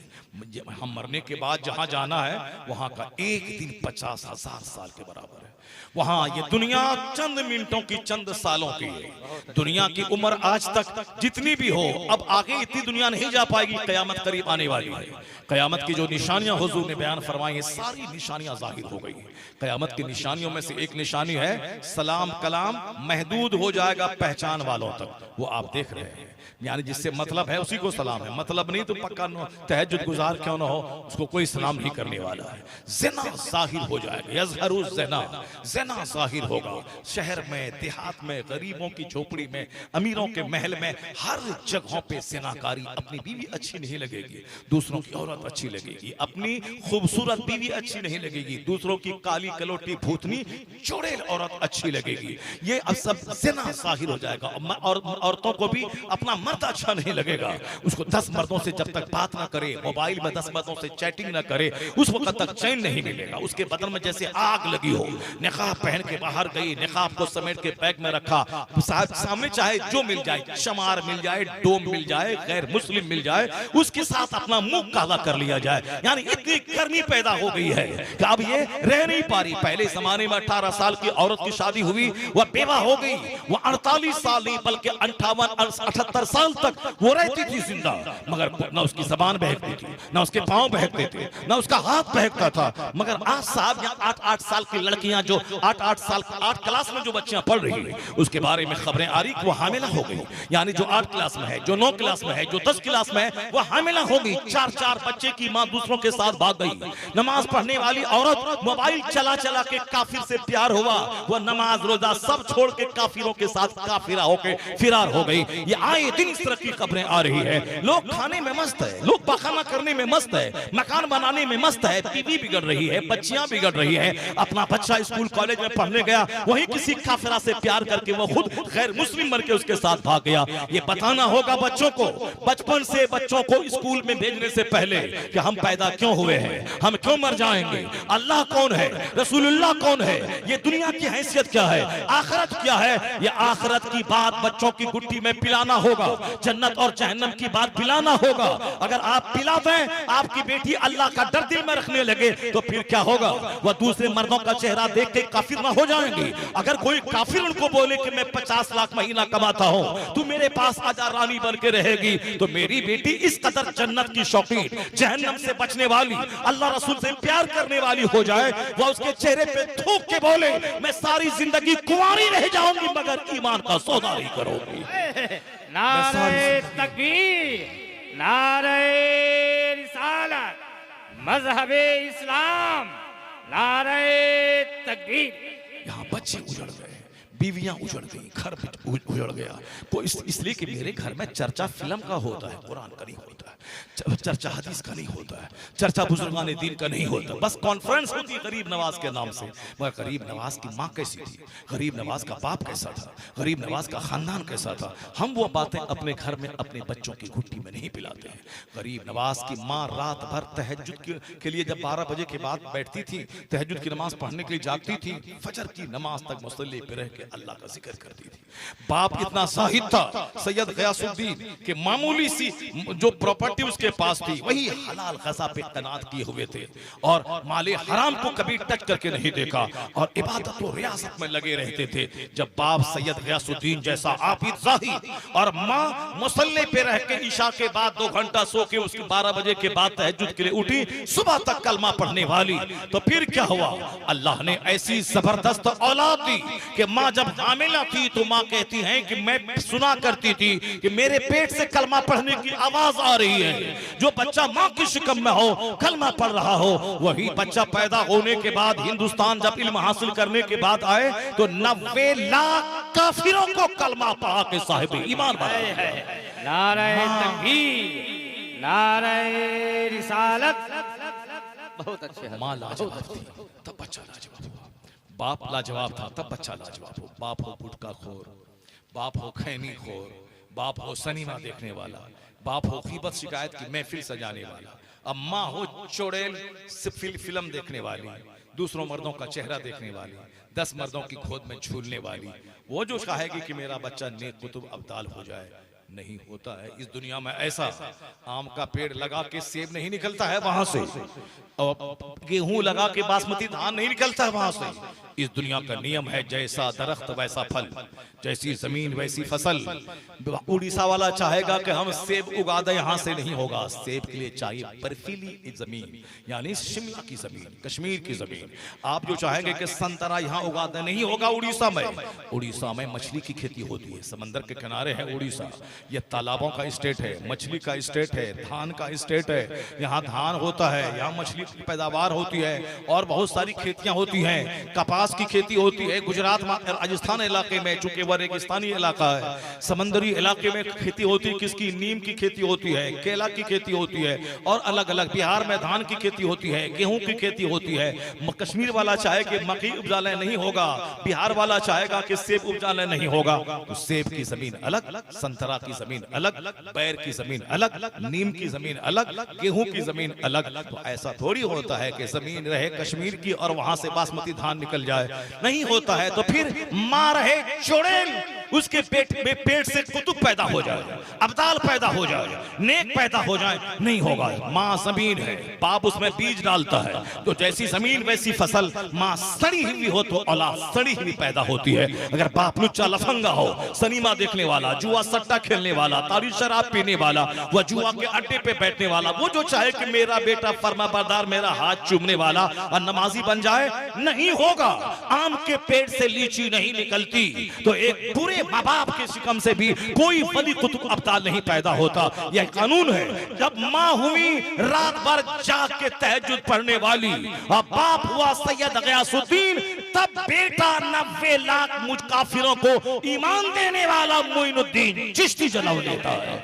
और जब बाप हुआ मुजाहिद, दिन भर जिहाद और रात भर नमाज, और माँ हुई सर से लेके पांव तक नेकी का पुतला, जिसको बाप ने कहा मेरी बेटी गोंगी, लूली, लंगड़ी, अपाहिज गोंगी है, और बाप के एक एहतियात के खिलाफ कोई काम हो जाए, उस दाग को मिटाने के लिए 10 साल नौकरी करे, फिर लूली लंगड़ी से शादी करने को तैयार हो जाए। जब माँ नेकी का पुतला और जब बाप अल्लाह से डरने वाला, तब उस कोख से जो अल्लाह ने बच्चा दिया है, वही बच्चा कयामत तक के वलियों का सरदार अब्दुल कादिर जीलानी पैदा हुआ है। जब बाप हुआ मुफ्ती नकी अली खां और माँ हुई तहज्जुद गुजार, तब बेटा अहमद रजा खां पैदा हुआ। और जब बाप हुआ अहमद रजा खां और माँ हुई तहज्जुद गुजार, तब बेटा मुफ्ती आज़म हिंद पैदा हुआ। और जब बाप हुए मुफ्ती आज़म हिंद, और जब दादा हुआ मुफ्ती आज़म हिंद, नाना हुआ मुफ्ती आज़म हिंद, और दादा हुआ हुज्जतुल इस्लाम, जिसे काफिर देखे तो कलमा पढ़ ले। और बाप हुए मुफस्सिर आज़म हिंद, और माँ हुई अपने जेवरात को बेचकर मदरसा चलाने वाली और मौलवी की तनख्वाह देने वाली। तब उसी कोख का बच्चा कमोबेश 10 करोड़ मुरीदों का मुर्शिद अख्तर रजा खान अख्तरी ताजु शरिया पैदा हुआ। नारे तकबीर, नारे रिसालत, बस्ती बस्ती करिया करिया, बस्ती बस्ती करिया करिया, फैज़ाने आला हज़रत। क्या बात। सुभान अल्लाह, सुभान अल्लाह। ये देखिए दीवाना, यही दीवाना भुवनेश्वर से आया है, मेडिकल की दुकान कर रहा है, माशाल्लाह सुभान अल्लाह। नदीम भाई नात पढ़ा तो मौलाना मजहर साहब 500 रुपए का नोट दे दिए, और हमने जबरदस्त फॉर्मूला दिया तो मजहर साहब जो है नोट नहीं निकाल रहे हैं। इसका मतलब ये निकला कि मौलाना लोग भी शायरों के पीछे ही पागल रहते हैं, उसी को नवाजते हैं। अलग है, वक्त है। हाँ हाँ, अरे वाह वाह, क्या बात है, सुभान अल्लाह, सुभान अल्लाह, सुभान अल्लाह, जबरदस्त। अल्लाह तबारक व तआला आप सबों को खूब दीन सुनने और दीन सीखने की तौफीक अता फरमाए। आमीन सुम्मा। मैं कह रहा था कि ऐसा नहीं होता है कि जाएं पूरब और पहुंच जाएं काबा, नहीं होता। तू वकाबा न रसी ए राबी की रह के मी रबी बतुर्किस्तान, तू काबा नहीं पहुंच पाएगा, क्योंकि जो रास्ता तुमने चुना है वह काबा का नहीं है, वो काबा तुर्किस्तान का रास्ता है। काबा जाना है तो तुम्हें इस तरफ जाना पड़ेगा। ये जो उड़ीसा में इधर है, वहाँ हम वो याद कर रहे हैं, जो हमारे इलाके में पश्चिम इधर है, इधर पूरब इधर है। ऐसा नहीं है वो हमारा तुम्हारा इलाका सब तो पश्चिम उधर ही है, मगर इलाके में जाने के बाद ऐसा हो जाता है कि साहब हम हमारे हिसाब से तो पश्चिम इधर होना चाहिए, मगर हिसाब से नहीं, वो पश्चिम उधर ही है, पूरब उधर ही है। इसलिए इशारा अगर मेरा इधर जा रहा हूं तो आप मत समझेंगे कि साहब ये पूरब है, नहीं, बल्कि मैं कहना चाहता हूं कि नहीं पहुंच पाएंगे आप काबा जाने के लिए काबा का रास्ता चुनना होगा, तब पहुंच पाएंगे आप। अभी जो हम जीने का अंदाज हमारा है काफिराना अंदाज, यानी बर्थडे पार्टी मनाना, शादी ब्याह फजूल खर्ची करना, इशा छोड़ के सोना, फजर छोड़ के उठना, बाल बच्चों को जीन्स टी शर्ट पहनाना, औरतों को मर्दों के साथ स्कूल भेजना, ये जो अंदाज है जीने का साहब, रंगीन जिंदगी, लग्जरियस लाइफ, ये अंदाज़ काफिराना है। जिस दिन आप गुलामी मुस्तफा बन गए, आप जिस दिन सरकार की हदीसों पे अमल करना शुरू किया, लिबास तक लिबास, बाल रखने का अंदाज, बोलने का अंदाज, बाल बच्चों की परवरिश का अंदाज, शादी ब्याह अकीका खतना वलीमा सब अगर इस्लामी रंग में रंग गया तो फिर क्या है, जन्नत वहां मिलेगी, दुनिया की हुकूमत यहां मिलेगी। कि मोहम्मद से वफा तूने तो हम तेरे हैं, ये जहां चीज है क्या, लौहो कलम तेरे हैं। ये दुनिया क्या है, जन्नत क्या है, जन्नत तो वहां मिलेगी, दुनिया में हुकूमत मिलेगी, दुनिया में सल्तनत मिलेगी। किसी नाबीना को हुकूमत नहीं दी जाएगी। नाबीना के हाथ में तलवार दिया, किस किस को ज़बह करेगा, किस किस को काटेगा, ये कहना मुश्किल है। हुकूमत करने के लिए ताकत चाहिए, हुकूमत करने के लिए इल्म चाहिए, हुकूमत करने के लिए हिकमत चाहिए, हुकूमत करने के लिए बुराई से लड़ने का जिगर चाहिए। जो आदमी बुरा को देखे हाँ हाँ, अच्छा को देखे हाँ हाँ, शराबी को देखे हाँ हाँ, पापी को देखे हाँ हाँ, जो सब काम मुंह मिला करके बातें करेगा, साहब ये बदअकीदा है तो हाँ हाँ, खुश अकीदा है तो हाँ हाँ, सब में हाँ मिलाए, ये काम चोर आज का दिल कमजोर हो जाएगा। ये कभी एक स्ट्रॉन्ग बच्चा नहीं पैदा कर पाएगा। आदमी वही है जो गलत को गलत कहे, सही को सही कहे, हराम को हराम कहे, हलाल को हलाल कहे, नेक को नेक कहे, बुरा को बुरा कहे, वह सबकी हाँ में हाँ ना मिलाए। कि सपेरा का भी मुंह चूमे, सांप का भी मुंह चूमे, शराबी को भी का भी मुंह चूमे, मुत्तकी का भी मुंह चूमे, इसका मुनाफिक है जिसकी जबान पे कुछ, जिसके दिल में कुछ हो। आदमी वही है जो हक को हक कहे, जो जायज को जायज कहे, नाजायज को नाजायज कहे, चाहे जान खतरे में क्यों ना पड़ जाए, वह हक को हक ही कहता रहे। जो हुसैन आज़म ने अपनी जिंदगी से पैगाम दिया है कि चारों तरफ नेज़े तलवारें बरस रही हैं, मगर तलवारों और तीरों के हुजूम में भी हुसैन ने कहा नहीं, मैं गलत को समर्थन नहीं दूंगा। गर्दन कट गई मगर गलत के सामने हाथ नहीं दिया। तो आज अल्लाह ने उस यजीद को मुर्दा बना दिया। हुसैन की गर्दन कटने के बाद ही आज हुसैन जिंदा है। बेशक बेशक, सुभान अल्लाह सुभान अल्लाह। तो सबकी हाँ में हाँ मिलाने वाला अच्छा नहीं होता। अच्छा वही होता है जो हक को हक कहता हो, बातिल को बातिल कहता हो, समाज में जो गलत हो रहा है उसको गलत कहता हो, गलत लोगों का साथ ना देता हो। जालिम के साथ बैठने वाला भी जालिम है, जालिम के साथ मुस्कुराने वाला भी जालिम है, जालिम के साथ चलने वाला भी जालिम है। जालिम के साथ ना बैठे, जालिम की कुर्सी पर ना बैठे, जालिम के मकान की दीवार के साए में न रहे, साहब जालिम के का सपोर्ट ना करे, हमेशा उसके खिलाफ बोलता रहे।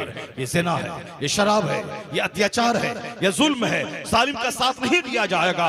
मर्रा मिनकुम मुनकरन फलयुगय्यिरहु बियदी। आका फरमाते हैं तुम में से कोई जो बुराई को देखे उसे चाहिए कि अपने हाथ से रोक दे।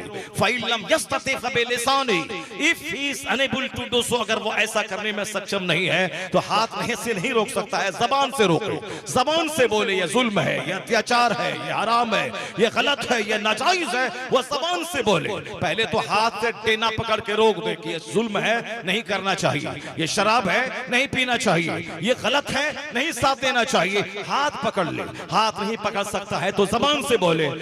फइलम यस्तति, अगर जबान से भी नहीं कह सकता है तो फिर अपने दिल से बुरा समझे। ज़ालिका अदअफुल ईमान, ये ईमान का सबसे कमजोर हिस्सा है कि दिल से, और जो दिल से भी बुरा नहीं समझे, यानी शराब को बुरा ना समझे, ज़िना को बुरा ना समझे, जुल्म को बुरा ना समझे, जुआ सट्टा को बुरा ना समझे, हराम की दौलत को बुरा ना समझे, वो तो मुर्दा है। जिंदा रहने के बाद भी वो मुर्दा है। आदमी वही है जो हक बोलता हो, वो नहीं है कि जो सिर्फ बंद कमरे में रह के महवे इबादत हो। वो आदमी है, वो उसका फायदा उसको अपना मिलेगा, लेकिन जो हक बोलने वाला है उसका फायदा लाखों तक पहुंचता है, करोड़ों तक पहुंचता है। गौसे आजम घूंघट डाल के सिर्फ कमरे में इबादत नहीं करते थे, वो 70-70 हजार के मजमे में खिताब करते थे, वो मस्जिद में खिताब करते थे, मदरसे में बच्चों को पढ़ाते थे। तो घूंघट डाल के 1000 बार दरूद पढ़ के, 1000 रकअत नमाज़े नफल पढ़ के, वो भी अल्लाह का वली हो सकता है, उसका फायदा अपना होगा, वो जन्नत जाएगा। लेकिन जो तकरीर करके लाखों को जन्नत ले जाएगा, जो किताबें लिख के लाखों को जन्नत ले जाएगा, ये अल्लाह के नजदीक सबसे बड़ा मकाम है। तो गौसे आजम खतीब भी थे, गौसे आजम मुसन्निफ भी थे, आला हजरत भी खतीब थे, आला हजरत मुसन्निफ थे। उनकी किताबें, उनके के विसाल के बाद सारी दुनिया में फैली है।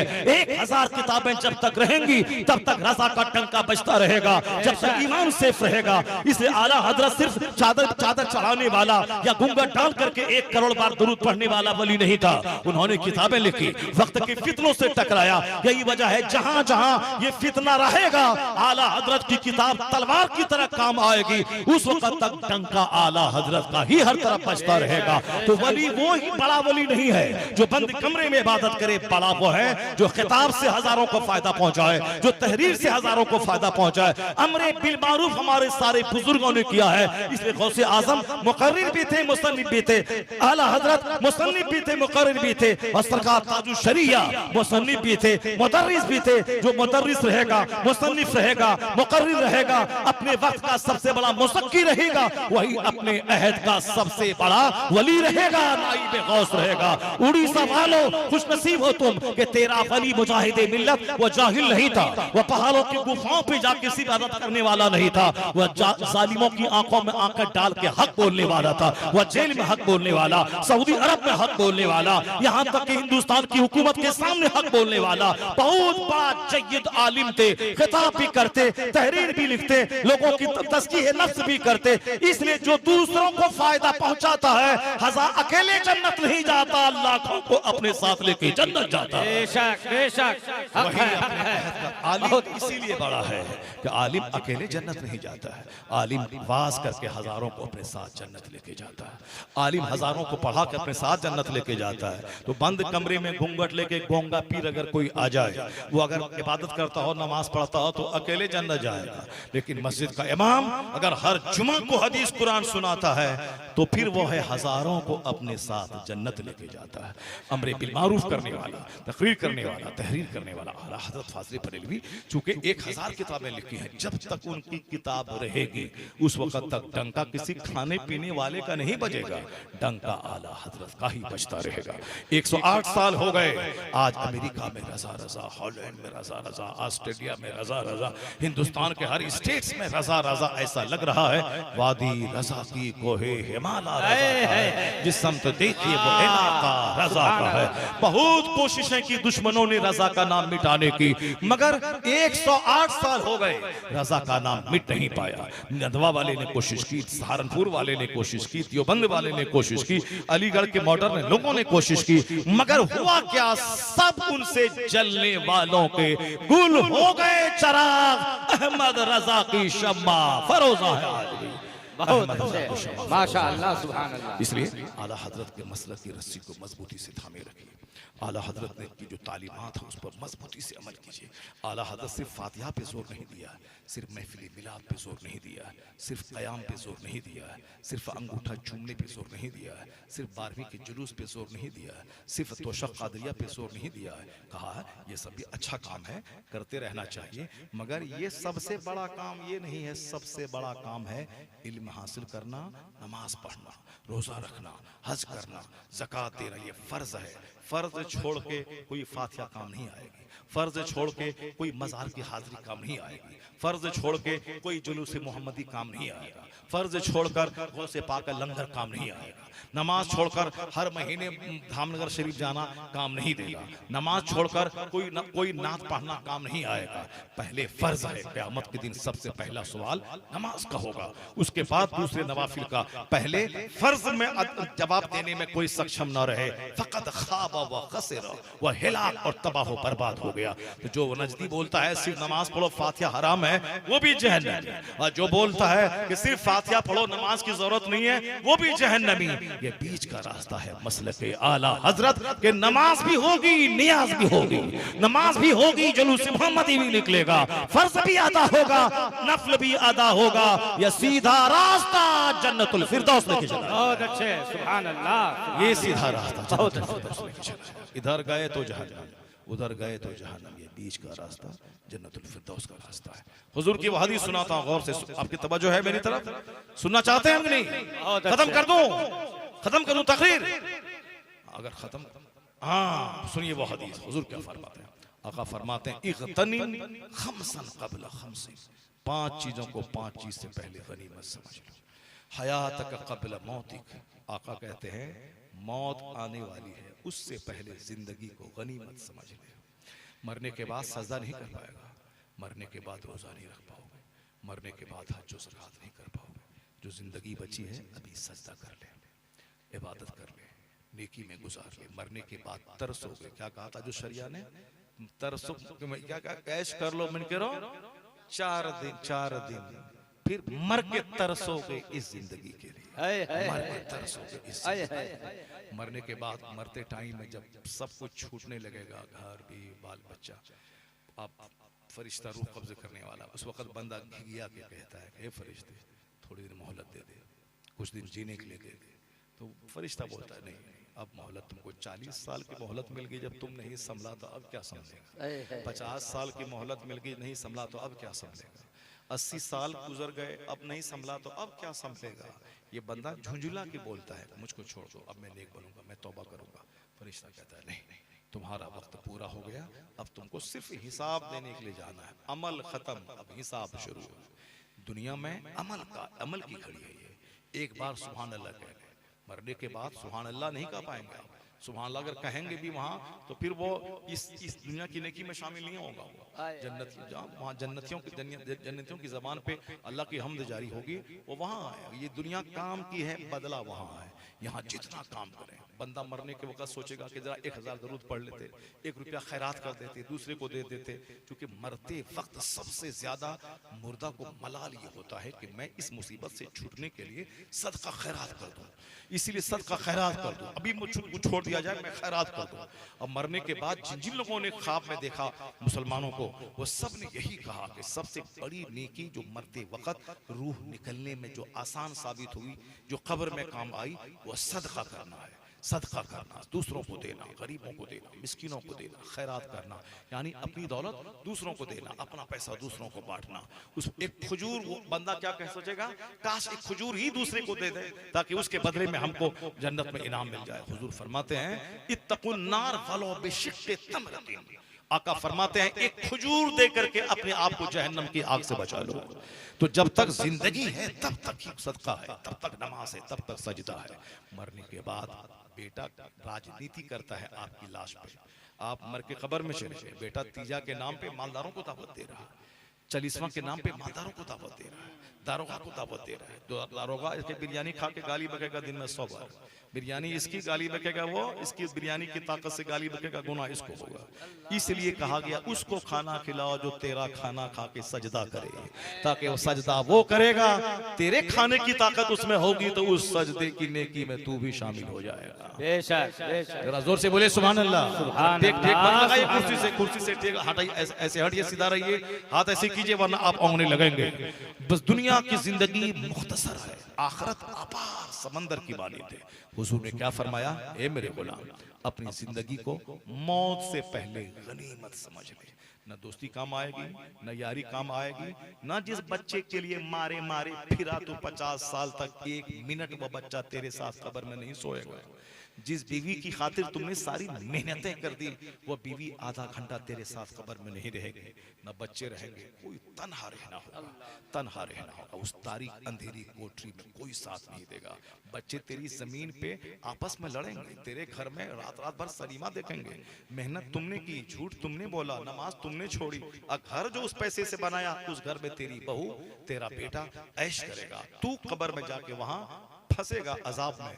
तो ऐसा कौन सा बाप है जो दूसरों के लिए अजाब में जाए, जो दूसरों के लिए जहन्नम में जलने लगे, बीवी बाल बच्चों की खातिर जहन्नम में जले। तो कमाल ये नहीं कि बीवी बाल बच्चों की खातिर जहन्नम में जले, कमाल ये है कि बच्चों की परवरिश भी करे तो अपनी जन्नत बचा के करे, अपना ईमान बचा के करे। अक्लमंद है वो जो माल भी कमाए हलाल तरीके से तो ईमान बचा के, नमाज बचा के, हज व ज़कात बचा के। वह शख्स बुरा है जो दूसरों की दुनिया बनाने के चक्कर में अपनी आखिरत को तबाह बर्बाद कर दिया। मिन शर्रि नास मंज़िलतन यौमल क़ियामा अज़हबा आखिरतहु बेदुनिया खैरी। क़यामत के दिन सबसे बुरा आदमी वो है जो दूसरों की दुनिया सजाने के लिए अपनी आखिरत को बर्बाद कर दिया। हुजूर ने दूसरी बात क्या कही, शबाबक क़ब्ल हरमी, शबाबक क़ब्ल हरमी, अपनी जवानी को बुढ़ापे से पहले गनीमत समझ ले। जवानी को बुढ़ापे से पहले गनीमत समझ ले। शबाब का कबल हरमी, जवानी को बुढ़ापे से पहले गनीमत समझ ले। बुढ़ापे में आगे से पेशाब निकलेगा, पीछे से हवा निकलेगी, नींद का गलबा होगा, दांत का दर्द, आंख का दर्द, कान का दर्द, पेट का दर्द, घुटने का दर्द, टखने का दर्द, नहीं इबादत कर पाओगे तुम। जवानी में ईशा की वजू से फजर पढ़ पाओगे, जवानी में तरावी के बाद खड़े हुए नफल में तो सहरी के वक्त तक नफल पढ़ते रहोगे, जवानी में मक्का से पैदल चल के हज करोगे, जवानी में दूसरों का बोझ उठा के बड़ी नेकी हासिल करोगे। ये सारा काम जवानी में हो सकता है, बुढ़ापे में नहीं। बुढ़ापे में तो सीना हाँपेगा, आदमी उठेगा फिर सो जाएगा, वो न सजदा नहीं कर पाएगा, क़याम नहीं कर पाएगा। आजकल मस्जिदों में कुर्सियां लग रही है, पहले जमाने में कुर्सी हम लोग नहीं देखते थे, आज से 40 साल पहले, और अभी कुर्सियां लग रही। थोड़ी सी तकलीफी कुर्सी पे बैठ गए तो क़याम की लज्जत कब मिलेगी, सजदे की लज्जत कब मिलेगी, कादा की लज्जत कब मिलेगी? जब कुर्सी पे बैठने का टाइम आ जाए उससे पहले लंबा क़याम कर, उससे पहले लंबा सजदा कर, उससे पहले बावजूद रह के 4 घंटे मस्जिद में बैठकर इबादत और तिलावत कर ले। इसलिए हुजूर कहते हैं बुढ़ापे से पहले जवानी को गनीमत समझ लीजिए। एक जवान जो तौबा करता है, अल्लाह 70 बूढ़ों की तौबा से उतना खुश नहीं होता जितना एक जवान की तौबा से अल्लाह खुश होता है। एक जवान की तौबा से अल्लाह खुश होता है। इसलिए जवानी दीवानी नहीं है, ये दूसरों का फॉर्मूला है। जवानी असल में यही क्रीम पीरियड है। इसी जवानी में मेहनत करके बाल बच्चों को हलाल खिलाना, इसी जवानी में मेहनत करके अपना छोटा घर भी बनाना, इस जवानी में मेहनत करके अपने बाल बच्चों की शादी का इंतजाम भी करना, इसी जवानी में मेहनत करके अपने बाल बच्चों को तालीम भी दिलाना। बुढ़ापे में तो सिवाय अफसोस अब बीमारी और डॉक्टर और पैसे के कुछ नहीं मिलेगा। तो हुजूर ने क्या फरमाया? जिंदगी को मौत से पहले गनीमत समझ ले, जवानी को बुढ़ापे से पहले गनीमत समझ ले। बुढ़ापा मुस्तकिल एक बीमारी का नाम है, उसका कोई इलाज दुनिया में नहीं है बुढ़ापे का। बचपन के बाद जवानी है, जवानी के बाद बुढ़ापा है, बुढ़ापे के बाद कोई स्टेज नहीं है। अब सिवाय मौत के कोई स्टेज नहीं है जुर्मे ज़ईफ़ी की सजा मर्ग मफाजा, यानी जो आदमी ज़ईफ़ हो गया, बूढ़ा हो गया, इसकी सजा अचानक मौत है, इसके अलावा कुछ नहीं है। बुढ़ापा मौत की घंटी बजाने के लिए आता है, न कि बार बार डॉक्टर के पास दौड़े इलाज करें, नहीं। बुढ़ापा में जब बंदा कदम रख दे तो इबादत बढ़ा दे, इबादत की स्पीड बढ़ा दे, सजदा बढ़ा दे, तिलावत बढ़ा दे, चूंकि अब मौत के करीब पहुंच गया है।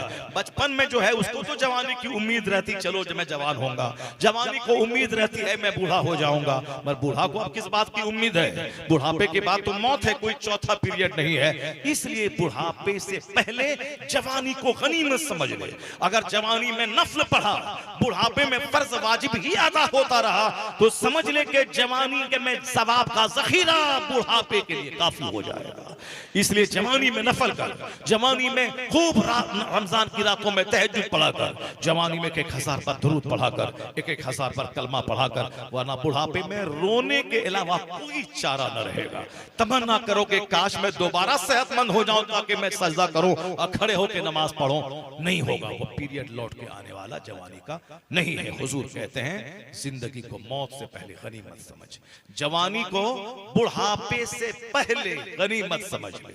और तीसरी बात आका फरमाते हैं सेहत का कबला सुकमिक, यानी अपनी तंदुरुस्ती को बीमारी से पहले गनीमत समझ ले। बीमारी के आलम में बंदा तो हाय हू करता रहता है, वो क्या इबादत करेगा, तिलावत करेगा। जब सेहतमंद रहो खूब इबादत करो। बीमारी में तो तुम फर्ज भी अदा कर लो, वाजिब अदा कर लो तो चलेगा। इसलिए कि जो सेहत के जमाने में नवाफिल कसरत से पढ़ता है और जब वह बीमार पड़ जाता है तो अल्लाह ताला फरिश्ते से कहता है ये सेहत के जमाने में जो इबादतें नफल करता था अब वो बीमारी की वजह से नहीं कर पा रहा है, तो उस सेहत के जमाने की नेकी का सवाब इसके लिए तू लिखता रहा जब तक ये सेहतमंद न हो जाए। क्या बात है! सेहत की हालत में बीमारी से पहले उसको गनीमत समझ ले, बीमारी से पहले सेहत को गनीमत समझ ले। क्या बात हो गई? जरा जोर से बोलिए, कितनी बात हो गई? 3 बात हो गई। जिंदगी को मौत से पहले, हयात का कब्ल मौती, गनीमत समझिए। दूसरी बात हो गई शबाब का कब्ल हरमी, कमर तोड़ बुढ़ापे से पहले जवानी को गनीमत समझिए। तीसरी बात हो गई सेहत तंदुरुस्ती को बीमारी से पहले गनीमत समझ लीजिए।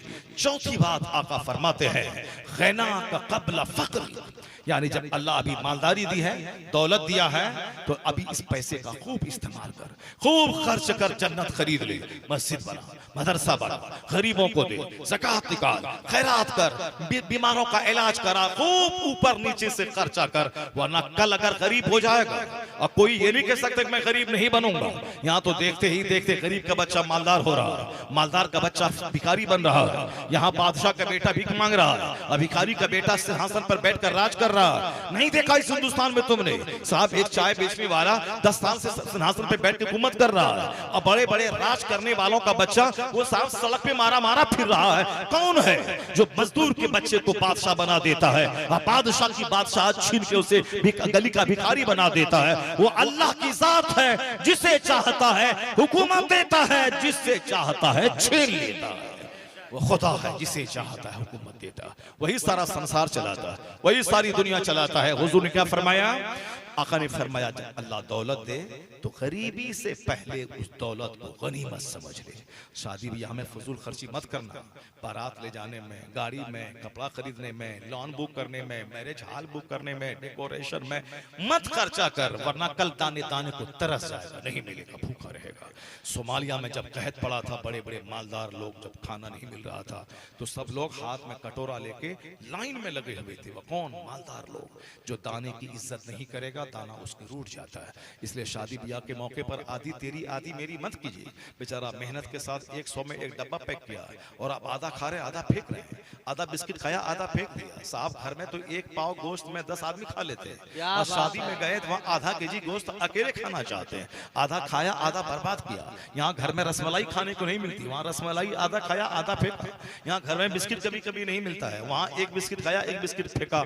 यानी जितने लोग खर्च करते हैं, 2 बिस्किट से काम चल सकता है, तुमने 50 आइटम क्यों दिया? पूछा जाए क़यामत के दिन में कि नाम, नमूद, शान, शौकत मैंने वो खिलाया है बारातियों को कि साहब पूरे इलाके में कोई नहीं खिलाया है। इसलिए 50 आइटम, 40 आइटम, 10 आइटम, 20 आइटम, जबकि 1 रोटी और गोश्त से काम चल सकता था, लेकिन ये 50 आइटम देता है। क्यों?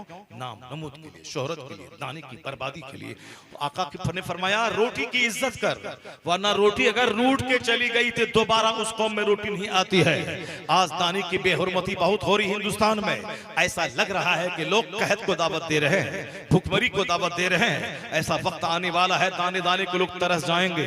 तो हुजूर ने क्या फरमाया? अल्लाह जब मालदारी दे तो उसका गलत इस्तेमाल मत करना, सनीमा हाल मत बनाना, जुआ खेल के दौलत बढ़ाने का सपना मत देखना, दूसरों पे अत्याचार जुल्म मत करना, फजूल खर्ची यानी बर्थडे पार्टी, शादी ब्याह में फजूल खर्ची मत करना। तेरे पैगंबर ने अपनी बेटी फातिमा की शादी मस्जिद में करवा दी, और तू और तेरी जैसे करोड़ों बेटियां, फातिमा तू ज़हरा के पांव की धूल के बराबर नहीं है। तो जिस फातिमा की शादी मस्जिद में हुई हो, और हमारी बेटियों की शादी 50 लाख रुपए खर्च करके तब शादी लान में हो रही हो, ये बता दे कि अल्लाह आज माल दिया है, हमको माल दिया है, हम खर्च करेंगे, आपके पास नहीं है, आप मत खर्च कीजिए, हमको दिया है, हम न करेंगे तो कौन करेगा? यह है शरीरों की बोली, यह है जालिमों की बोली। वो नहीं जानता दुनिया की हिकमतों को कि अल्लाह शहर आबाद करना जानता है तो सुनामी का तूफान भेजकर शहर उजाड़ना भी जानता है।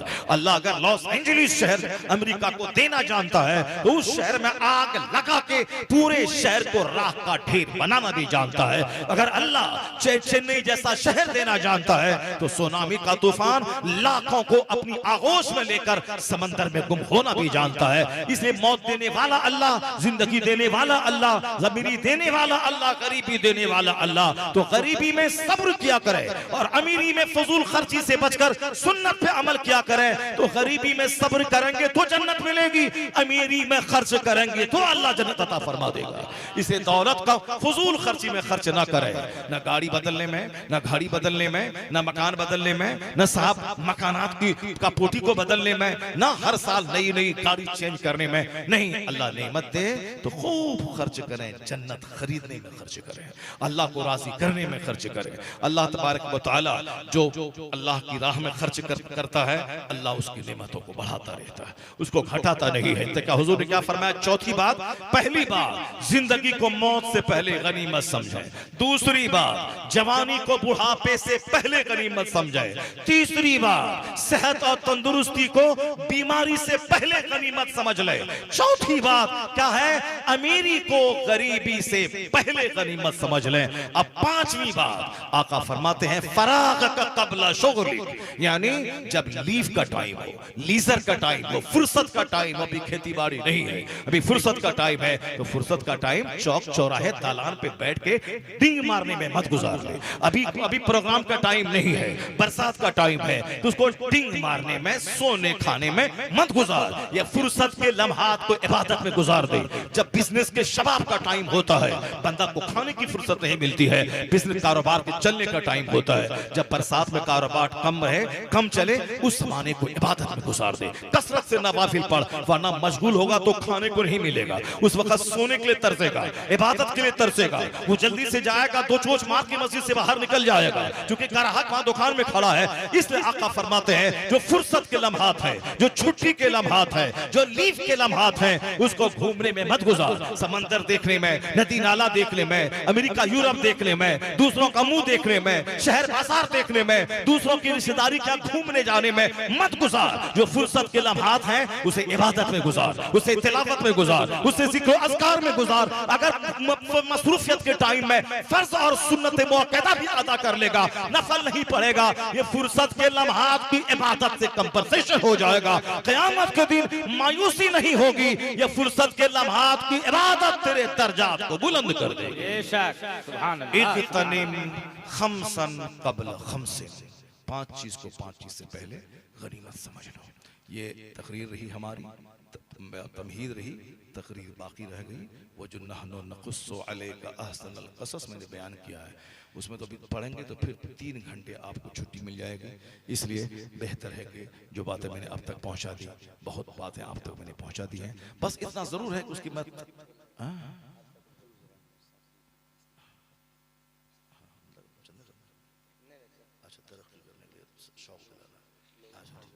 माशाअल्लाह सुभान अल्लाह।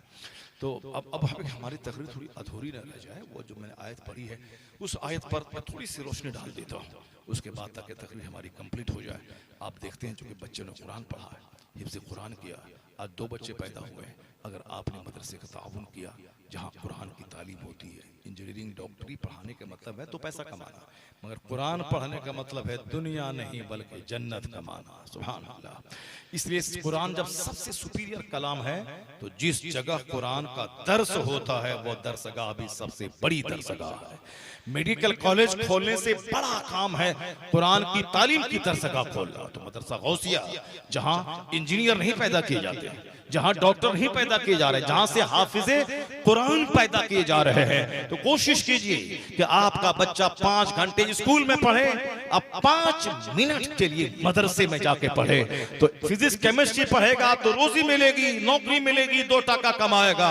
और अगर 5 मिनट मदरसे में जाके कुरान पढ़ा तो मरने के बाद खुदा की जन्नत मिलेगी, मुस्तफा की शफाअत मिलेगी। तो हमें दुनिया और आखिरत दोनों के लिए मेहनतें करनी है। हमें बच्चों को स्कूल कॉलेज में भी पढ़ाना है और बच्चों को मदरसे में भी पढ़ाना है, ताकि हमारा बच्चा जन्नती भी हो जाए, दुनिया में भी कंगाल नहीं रहे। इतना पढ़े कि engineer, doctor, professor, master, lawyer, barrister बनकर वो हलाल रोजी कमाए और खूब खर्च करे अल्लाह की राह में, और दूसरों का मोहताज न रहे और दूसरों को देने वाला बने। और सिर्फ डॉक्टर इंजीनियर बन के काफिर ना बन जाए, बल्कि हमेशा मदरसे से रिश्ता जुड़ा रहे। 5 मिनट सही, आधा घंटा सही, रोजाना आलिम का चेहरा देखे। अगर किसी गैर मुस्लिम प्रोफेसर का चेहरा देखा तो फिर वो फिजिक्स केमिस्ट्री उसका शौक वहां से पैदा होगा। अगर आलिम के पास बैठ के 5 मिनट आलिम हाफिज का चेहरा देखा तो जन्नत जाने का शौक पैदा हो जाएगा। इसलिए स्कूल भी बच्चों को पढ़ाएं और अपने बच्चों को आलिमों और मदरसों से भी जोड़े रखें, ताकि यहाँ से देखने के बाद आपका बच्चा का ईमान सलामत रहे, आपका दीन सलामत रहे। मदरसा गौसिया को परवान चढ़ाएं, खूब मजबूती अता करें। आज 2 बच्चे, क्या नाम है? मदरसा गरीब नवाज, मदरसा गरीब नवाज को खूब परवान चढ़ाएं। आज 2 बच्चा पढ़ा है, कोशिश करें कि आने वाले वक्त में 10 बच्चे हाफिज़ कुरान बन जाएं, 10 बच्चे आलिम दीन बन जाएं। जो छोटे छोटे मदरसे हैं वो सब के सब मजबूत तालीम अपने बच्चों को दें।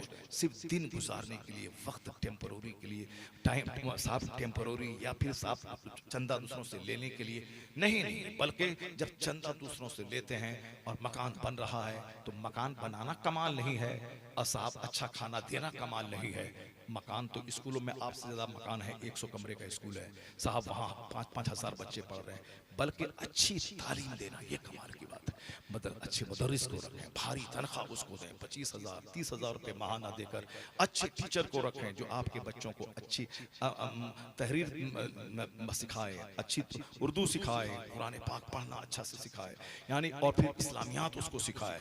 यहाँ तो जैसे तैसे लोगों को हमने रख लेते हैं, गुटखा खैनी खाने वाला बच्चा पढ़ता है 5 साल से, अलीबा उसको नहीं आ रहा, और आप सोचते हैं कि 2,000 में रह जाए, 21,000 में मौलवी साहब मिल जाए।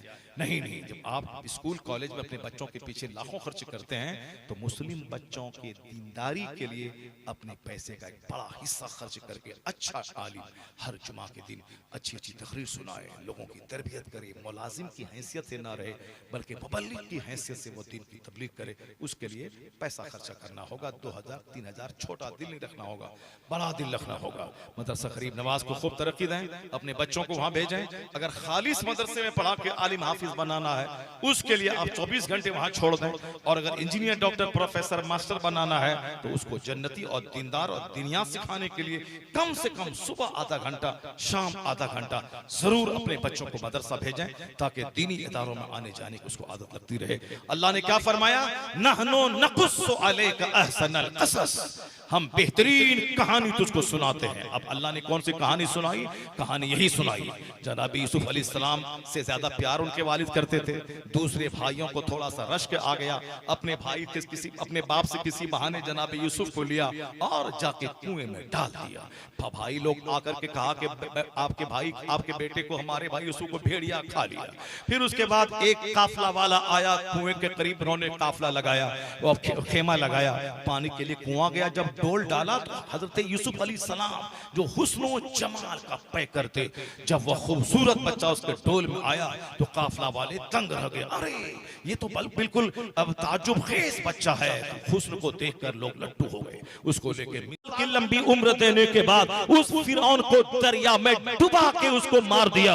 उसकी डेड बॉडी सूखी सड़ी हुई लाश की सूरत में आज मिस्र के म्यूजियम में मौजूद है। तो कौन है जो मिस्र की बादशाह छीन कर उसे दरिया में डुबा देता है और जनाब यूसुफ को कुएं से निकालकर, जेल से निकालकर मिस्र का बादशाह बना देता है। कुलिल्लाहुम्मा मालिकल मुल्क, वही अल्लाह है सारे बादशाहों का बादशाह जो मिस्र की बादशाह फिरौन से छीनकर दरिया में डुबा देता है और जनाब यूसुफ को जेल और कुएं से निकाल के मिस्र का बादशाह बना देता है। तो अमेरिका हो या हिंदुस्तान हो या दुनिया में कोई भी हो, अगर अल्लाह उसको बादशाह देता है उसका गलत इस्तेमाल नहीं करना चाहिए, मिसयूज नहीं करना चाहिए। मेरा रब है बंदों को कहता सब्र करना, अगर तू दीन हक पर है फिर देख लेना। तो जो अल्लाह कल के नमरूद को नहीं छोड़ा, कल के फिरौन को नहीं छोड़ा, हमें यकीन है कि आज के नमरूद को भी नहीं छोड़ेगा, आज के फिरौन को भी नहीं छोड़ेगा। तुम इस्लाम की रस्सी मजबूती से थामे रख। कल जो अमेरिका महाशक्ति बनना चाहता था, आज अमेरिका जल रहा है, उसका शहर उजड़ रहा है, सारी शहर मर रही है। पता ये चला मोमिन अगर सब्र करे, मस्जिद मदरसे से रिश्ता मजबूत करे तो अल्लाह इन बादशाहों को ज़ेर करेगा। इनकी हुकूमत नहीं रहेगी मगर इस्लाम रहेगा, कुरान रहेगा, अज़ान रहेगी, दीन रहेगा, कोई गुल बाकी रहेगा न चमन रह जाएगा, पर रसूलुल्लाह का दीन हसन रह जाएगा। नारे तकबीर, नारे रिसालत, खलीफा हुजूर ताजुश शरिया, दीन हसन रह जाएगा। इसलिए ए मोमिन बस सब्र करना है, इस्लाम के बारे में ज्यादा चिंता नहीं करना है। इस्लाम का क्या होगा? इस्लाम हक मज़हब है, कुरान अल्लाह की किताब है, कुरान हमेशा रहेगा, अजान हमेशा होती रहेगी, नमाज होती रहेगी, मदरसा बचता रहेगा। अलबत्ता हम अगर कल मर गए, आप अगर कल मर गए तो इसके बारे में चिंता करना है कि मेरा कब्र में क्या होगा, मेरा हश्र में क्या होगा। अपनी फिक्र ज्यादा कीजिए, इस्लाम के बारे में ज्यादा चिंता करने की जरूरत नहीं है। आप इबादत के लिए पैदा हुए हैं, आप अपना काम कीजिए। अल्लाह दुनिया चलाना है, चलाता है अल्लाह, तो दुनिया का फिक्र आप टेंशन मत मत लीजिए। दुनिया चलाना अल्लाह का काम है, वो जिसको चाहता है हाकिम बनाता है, जिससे चाहता है वो छीन लेता है। आपका काम है इबादत करना, रियाजत करना, आपका काम है वमा खलक़तुल जिन्ना वल इंसा इल्ला लियअबुदून, इस पर अमल करना। बाकी हुकूमत देना, हुकूमत छीनना वो अल्लाह का काम है, उसको अपने हाथ में मत लीजिए। जो काम अल्लाह का है, आपका जो काम है वो काम करते रहिए। घर में कोई और बेनमाजी नहीं रहे, 7 साल के ऊपर का कोई बच्चा बेनमाजी नहीं रहे, घर में कोई काफिराना एक्टिविटीज ना हो। मुसलमान हैं, अल्लाह को मुंह दिखाना है, रसूल पाक को मुंह दिखाना है, उसके लिए अच्छा काम करते रहिए। सिर्फ बकवास मत करना है, काम करना है, जबान खामोश रहे, हाथ पांव एक्टिविटीज बोले कि ये मुस्तफ़ा का गुलाम है। एक्टिविटीज बोले, इस्लाम इस पर जोर देता है, काम पे जोर देता है, अमल पे जोर देता है। इस्लाम ज्यादा बात बोलने पे नहीं, ज्यादा काम करने पे जोर देता है। अल्लाह तबारक व तआला हमको और आपको सबों को नेक बनने की तौफीक अता फरमाए। अल्लाह हमें कुरान पाक की आयतों और कहानियों से सबक हासिल करने की तौफीक अता फरमाए। अल्लाह हमें इस दुनिया की ज़िंदगी, अपनी जवानी, अपनी दौलत, अपनी सेहत और तंदुरुस्ती और फुर्सत के लम्हात की कद्र करने की तौफीक अता फरमाए। आमीन। व आखिर दावाना अनिल हम्दुलिल्लाहि रब्बिल आलमीन।